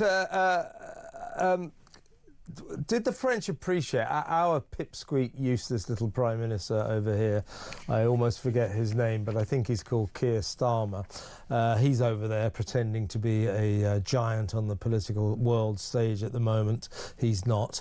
But he made a big thing. I mean, he let it be known that he was going to emerge as the first European leader invited to Washington to see the new president. And he wasn't, very much beaten to the punch by Emmanuel Macron. Did the French appreciate that? I mean, that is a good achievement, to be the first European leader to meet the new president in the White House. Did the French appreciate that? Not so much, because we knew more or less who your leaders were at some times. You know, definitely everybody knew who Boris Johnson was because he's a force of nature. And to some extent, even Rishi Sunak was also somebody that the French noticed because he was a kind of tech bro to Macron, and they had this thing together. And it was interesting. No, I mean, I was on French television commenting this, and the people who asked me to sort of come on the program said, "Oh, there's an English politician going called," and they couldn't even spell his name. I mean, they didn't, and he's the Prime Minister of Great Britain. So I don't think the French did notice. I don't think they care so much. There is a majority in polls of people supporting the cause of Ukraine, and the idea that we in Europe are managing to get together at a time of great danger for Ukraine is, I think, something that resonated. I don't think they were sort of so excited about a race between which president sees Trump first. And just before he got inaugurated, actually, the first European politician who met Trump was Giorgia Meloni of Italy, who decided to side with the European Commission and on the side of Ukraine. These are developments that are sort of pretty important, and whether they will help enough, we don't know, but at least they are happening, and that's something that has an effect on French politics right now. And finally, Anne, really good to talk to you. I hope you come on the show again. In terms of Macron and the future of France, I mean, it strikes us that you in France, you have this sort of electoral system whereby the people make a decision democratically, and then the elites in Paris come in and say, well, that's not the right decision. We'll have another election to make sure we get the right decision, so we can have a centrist coalition that will achieve the square root of sod all. That seems to be the French system to me. But it also seems to me that gradually, maybe just gradually, Marine Le Pen is creeping up. I mean, is there a chance she could achieve power? Well, there's a possibility. Of course, she may be hampered by the fact that on the 31st of March, she is now going to get the sentencing of her court judgment on having misused European funds that were supposed to pay for parliamentary assistance in the European Parliament in Brussels. And these people were not only working for the National Rally in France, but they had not set foot in Brussels to do their jobs, and that's that speculation is you're not supposed to do that. So she could be unelectable legally for 5 years, which would really sort of crimp her movement. But then her deputy and the president of the movement, Jordan Bardella, who's this sort of 29-year-old boy wonder, may have a chance. It's entirely possible. Yeah, is there a feeling in France? I get the feeling that there is, by the way. I mean, what we're fed up here with. The Americans were the same. These kind of liberal elites, metropolitan elites, basically deciding that we're all racist and our opinions are Neanderthal, and therefore it's very important that they take the reins and make sure that we remain centrist and basically sort of fairly weak, basically. And I get the feeling that many French people, particularly supporters of Le Pen, believe that Macron is the epitome of that metropolitan elitism and a kind of sense of entitlement that it's people like him who were born to rule, and what the people think doesn't really matter. Absolutely. The difference with England is the fact that it's not so much a question of class, but it's a question of teaching and schooling, and we have a large administrative state because that's the way the French are, and they have been since the Middle Ages. And the result is that once you go through those schools that get you as a top Mandarin in various parts of the civil service, you belong to definitely an elite, and that's something that's been ruminated sort of more and more loudly in France. On our voting system, we have a very different system in France. And if you have what the Germans are now discovering as well, if you've got three almost equal sort of groups, none of which has got a clear majority, there will be, it is not illegal to do what Macron did, but it's deeply unsatisfying for lots of voters on the hard right and on the hard left. I mean, the poor guy is having a hard time politically, and he's married to his brother. I mean, who'd wish, the poor guy. Seriously, Anne, really good to talk to you. Come on again soon. That's Anne Elizabeth Moutet, French journalist. I'll put that question out to you yet again. Do you think Macron's married to his brother? 03444991000. We'll go to break now. Take your calls, read some of your messages when we come back. Stay where you are.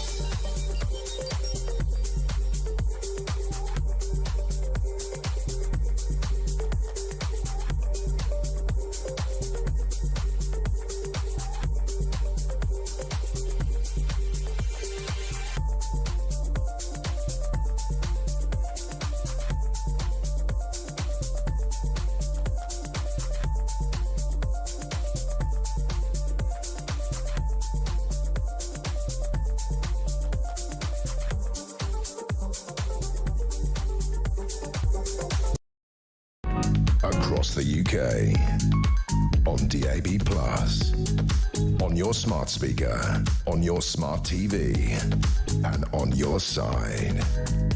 This is Talk. Welcome back. Now, we're going to have phones in just a second. I don't know if we've got any voice notes, WhatsApp voice notes tonight, but we'll check that out in just a little while. I've got a few messages that I'll read out. This is from Ernie. Hi, Kev. Bridget Macron has given birth to 3 children. Well, you say. Now, I mean, look, I'm not giving credence to this story. I'm just saying it's really interesting that such a conspiracy theory, a really wild conspiracy theory, has taken off.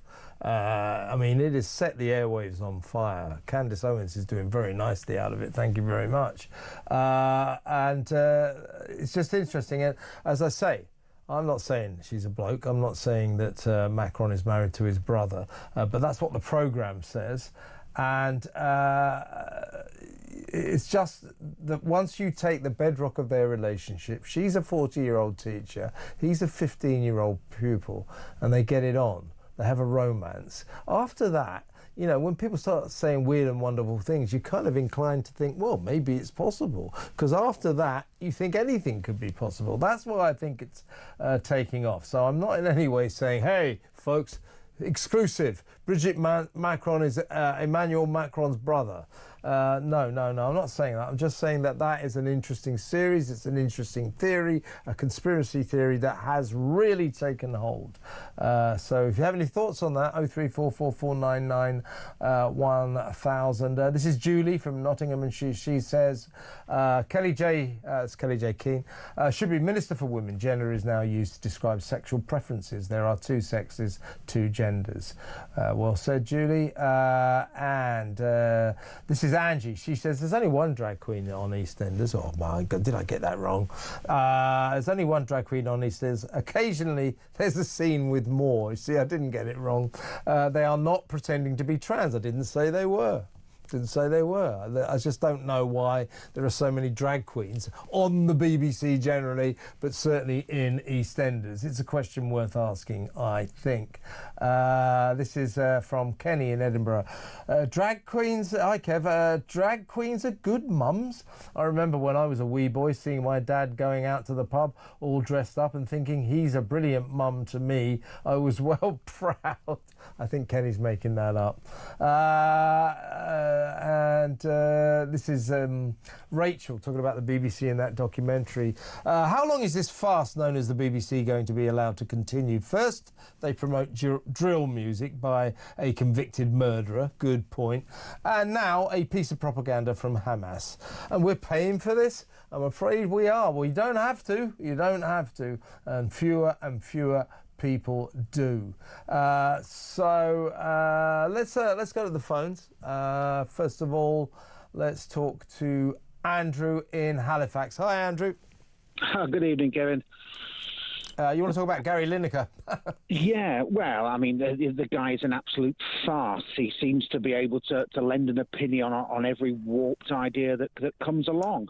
Yeah. And as for the BBC engaging in Hamas propaganda, I really do think it's high time that any institution that is associated with the glorification of terrorism is heavily censored. Yeah, and as I said, Andrew, I don't think there's any doubt, as me and David Collier agreed, the journalist who revealed this story in the first place, and he's gone into it in great depth. We're not sure how much, but rest assured, some money from the BBC has ended up in Hamas hands, because this kid wouldn't have done this narration for free, and there are other Hamas associations with this film as well. So the kid's dad, I think, will have taken some money. Therefore, BBC licence fee payers' money has ended up in the hands of a prescribed terrorist group. That is something that warrants discussion. Somebody's got to pay for this. This is a serious mistake, don't you think? I do, yes. But I also think that the spotlight has been very much on the BBC, but I just wondered, Kevin, if you'd heard about the glorification of terrorism that took place seemingly without repercussion on the streets of Birmingham earlier this week. And I'm not talking about any sort of Islamist terrorism either. I'm talking about the so-called Green Brigade members of Celtic Football Club who are on a TikTok video, walking through a city where the IRA murdered 21 people, chanting up the IRA while the police just stand by and watch. Why?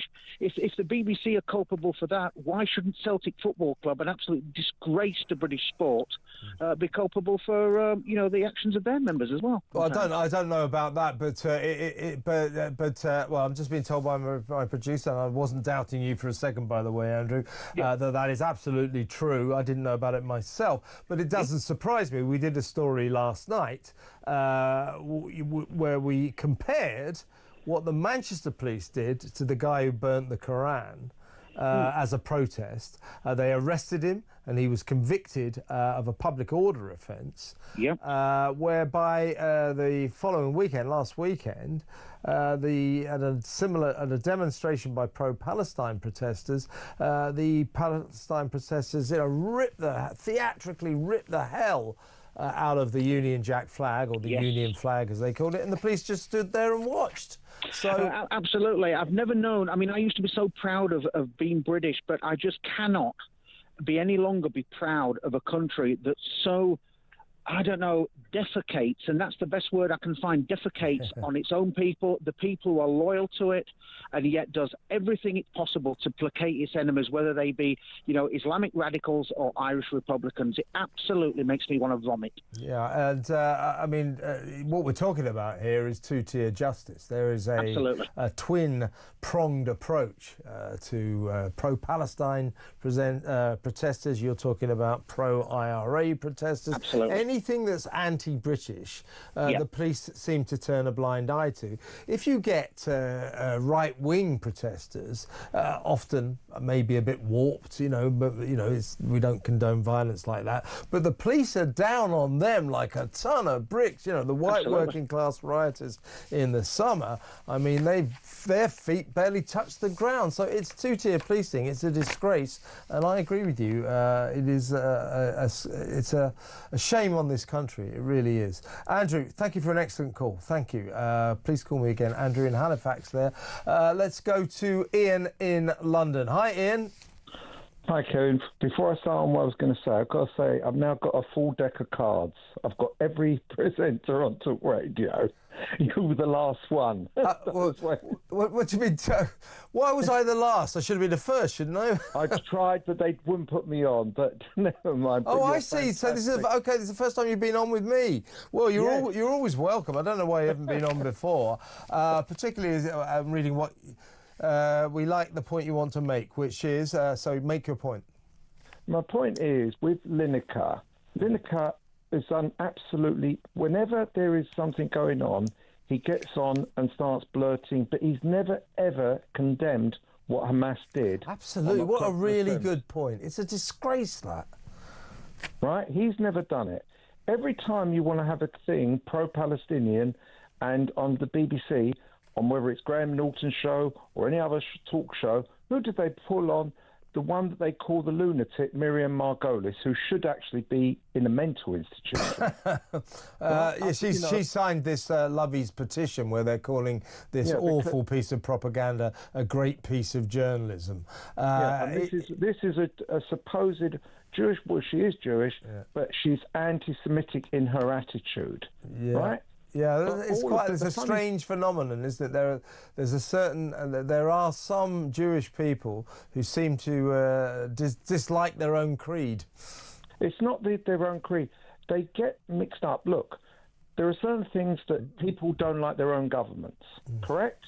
Yeah. Right? But they might not like Netanyahu, but they go against, as you say, against their whole religion, right? And it is disgraceful, right? Because during the Second World War, when they're in the concentration, they'd be the first ones. Oh, we'll throw them in the furnaces, because if we do that, then the Germans won't touch us, or the Nazis won't touch us. But the other thing which makes me laugh with this whole 500 list, have you seen the list? I presume you have. Yeah, it's got the usual suspects, hasn't it? Lineker, of course, Juliet Stevenson, Miriam Margolis, Ken Loach, all the usual suspects. But the funny thing is, at the bottom, there's people that don't want to have their names said. Well, oh, really? That's interesting. Yeah, I want to be anonymous. Well, then bugger off and don't. It's like, if you haven't got the guts to stick up for people that rape, murder, and torture and kidnap people, and it's like, again, the BBC have never really ever, I don't think, mentioned where the two hostages are in the van being made to watch their friends being released as a sort of torture on that side of it, and the Red Cross are sitting next to them. I know, but your initial point, Ian, is so good. It's so good. Do you remember after October the 7th, there was this kind of stony silence from Lineker and the gang for quite a few months until they started chiming in with awful Israel, look what it's doing to Palestine. Well, there was a reason for that. It's called October the 7th. That will be the massacre of 1,300 people, Gary, that you didn't see fit to comment on at all. But it's the same thing with everything he does. Every time he opens his gob, every time he does it, it's all for to sort of bolster something for him. Sort of like he get another contract for doing something. It's always the same. He just opens his mouth without even thinking.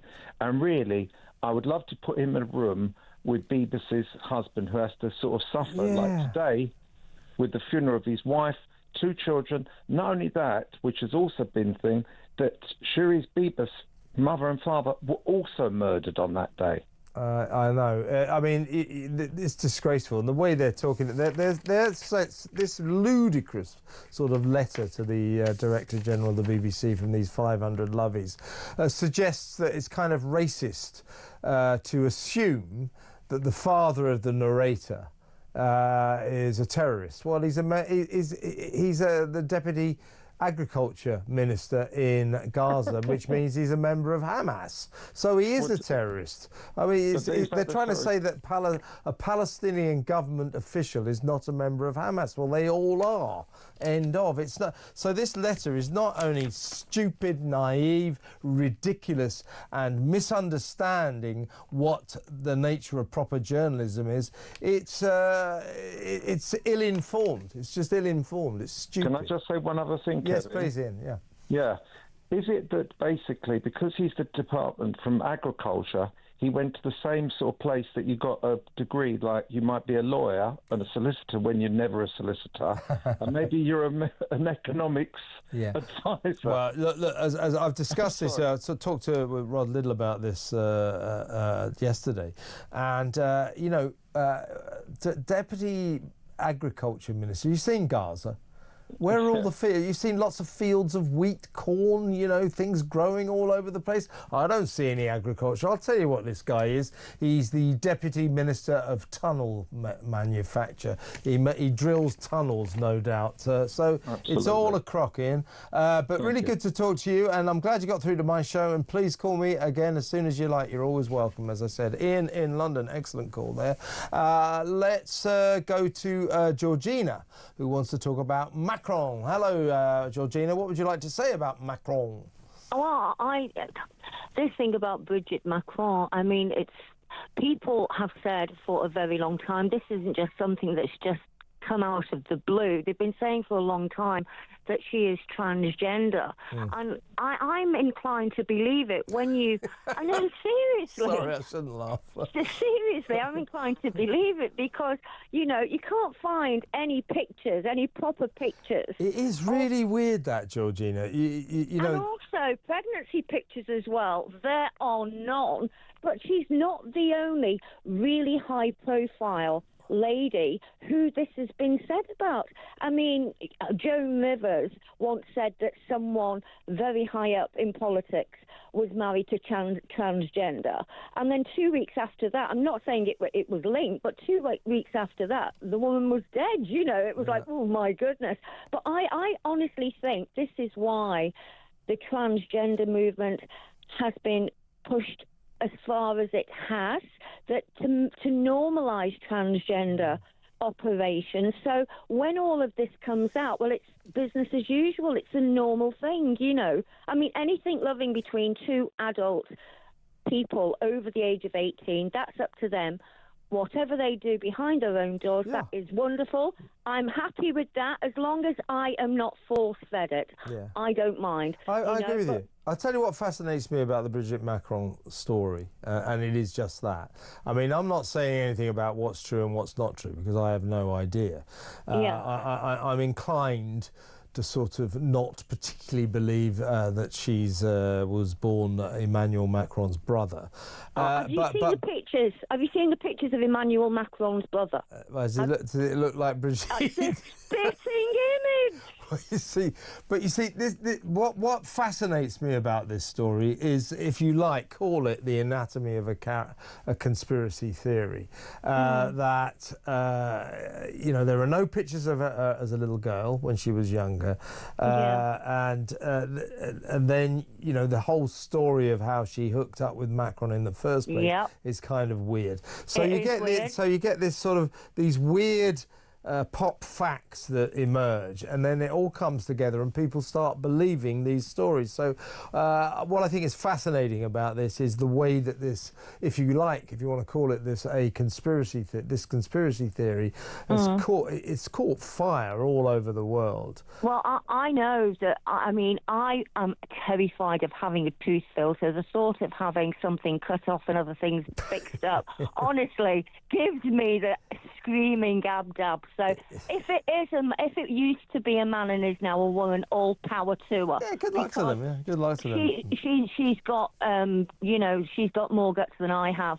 But like I say, if she is transgender, then she is. Good luck to the girl or man or he, she, or whatever it is. Good luck to her. Well, Georgina, listen, it's been great to talk to you. I don't know where this conversation would go if we carried on chatting.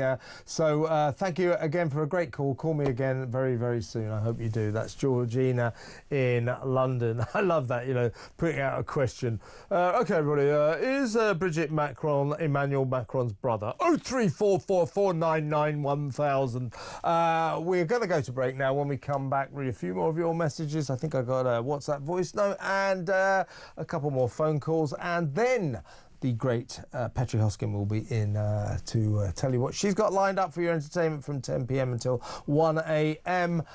So stand by for that. Stand by for the rest of the show. We'll be back in a minute.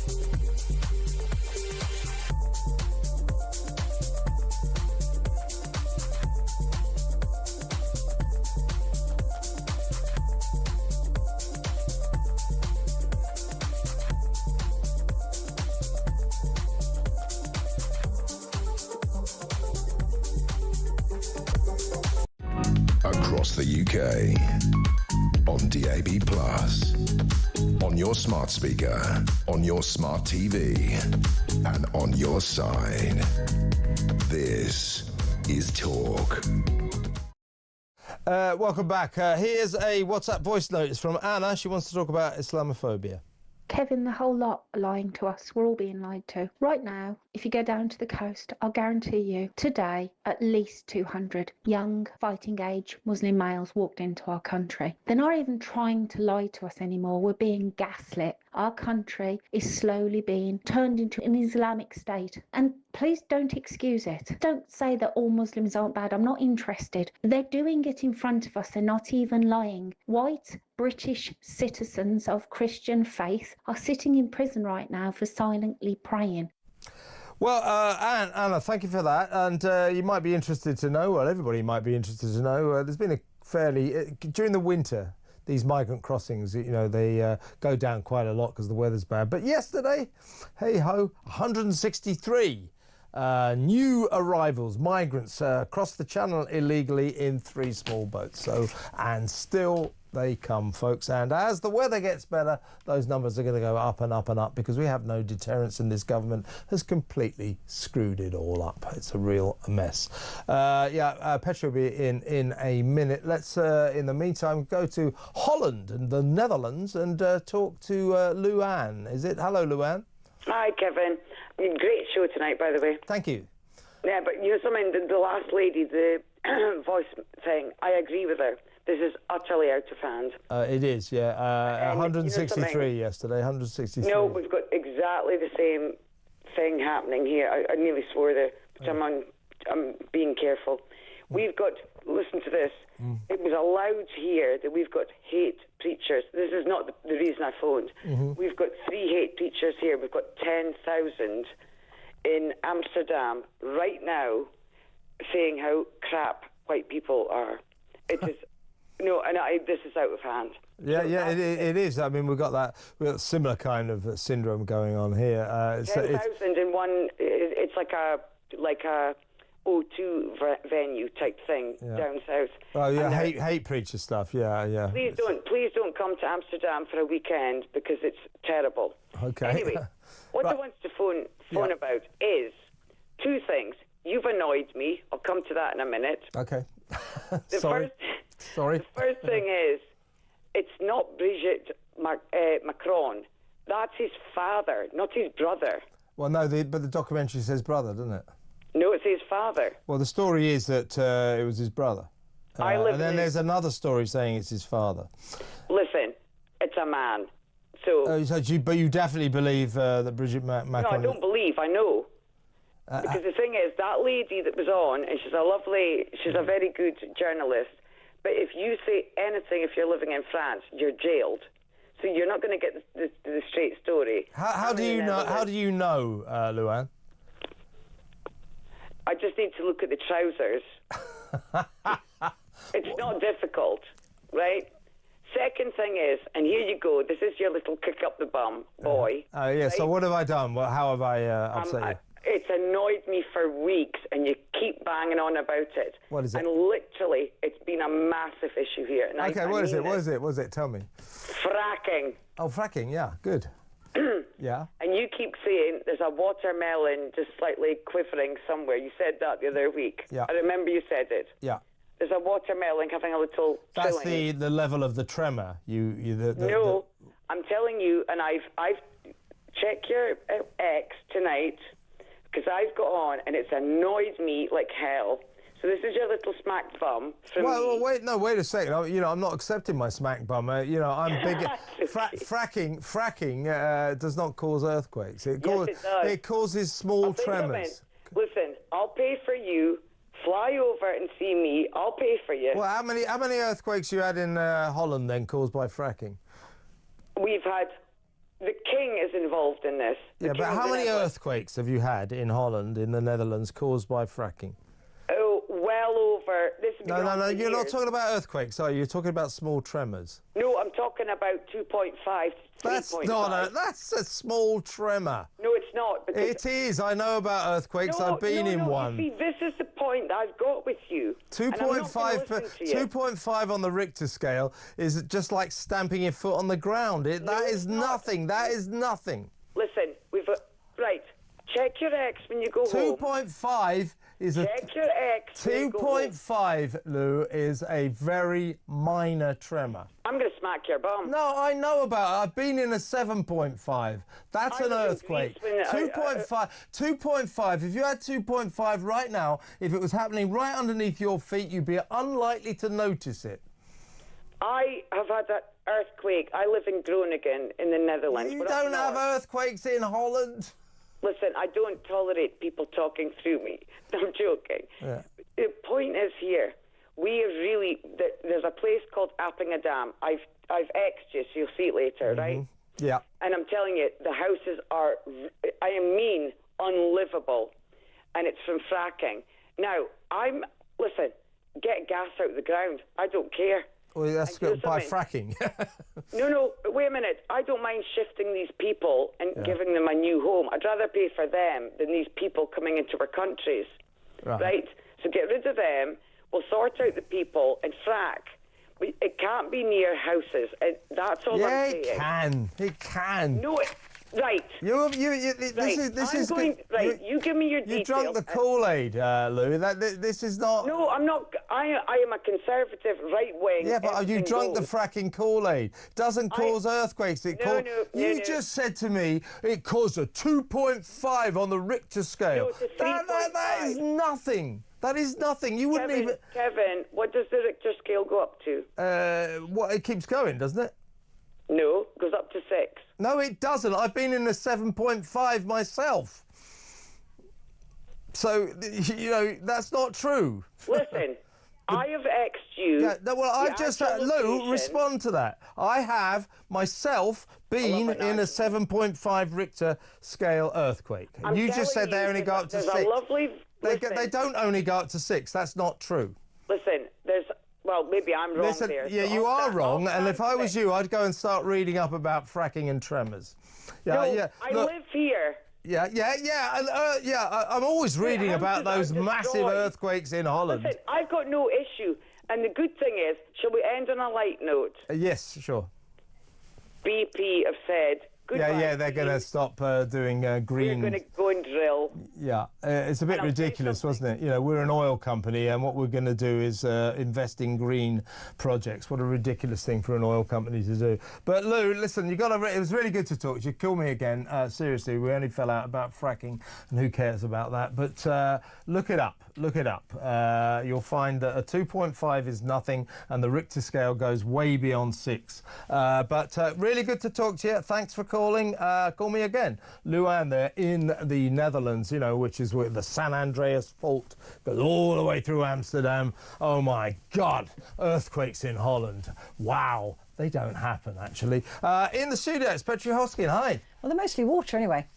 What, earthquake? There's no much earth. There's not much earth in the Netherlands. Oh, I see what you mean. Yeah. A waterquake. Waterquake, that's it. There you go. Tidal wave. There you go. What you got coming up? Right, what we got coming up? I'm going to be talking about this meeting between Trump and Starmer tomorrow, and just really looking at it to see what we can expect. Will we expect hand-holding, knee touching, a bit of light snogging? I don't know. I mean, Trump will listen to him. I just think he's not interested, is he? No, I mean, he was asked last week by the British journalistic contingent in Washington, so Keir Starmer's coming over, did you invite him? And he went he literally said, he has to come. Oh, he can come. Yeah. Sure. That was what it was like. Yeah, he can come. Doesn't care. And also he's got Elon in his ear because Elon hates Starmer, so that would be interesting. Yeah, that's a good point. I've forgotten that dynamic. Yeah, he's trying to get rid of him, isn't he? Yeah, I wonder if Starmer will meet Elon while he's there.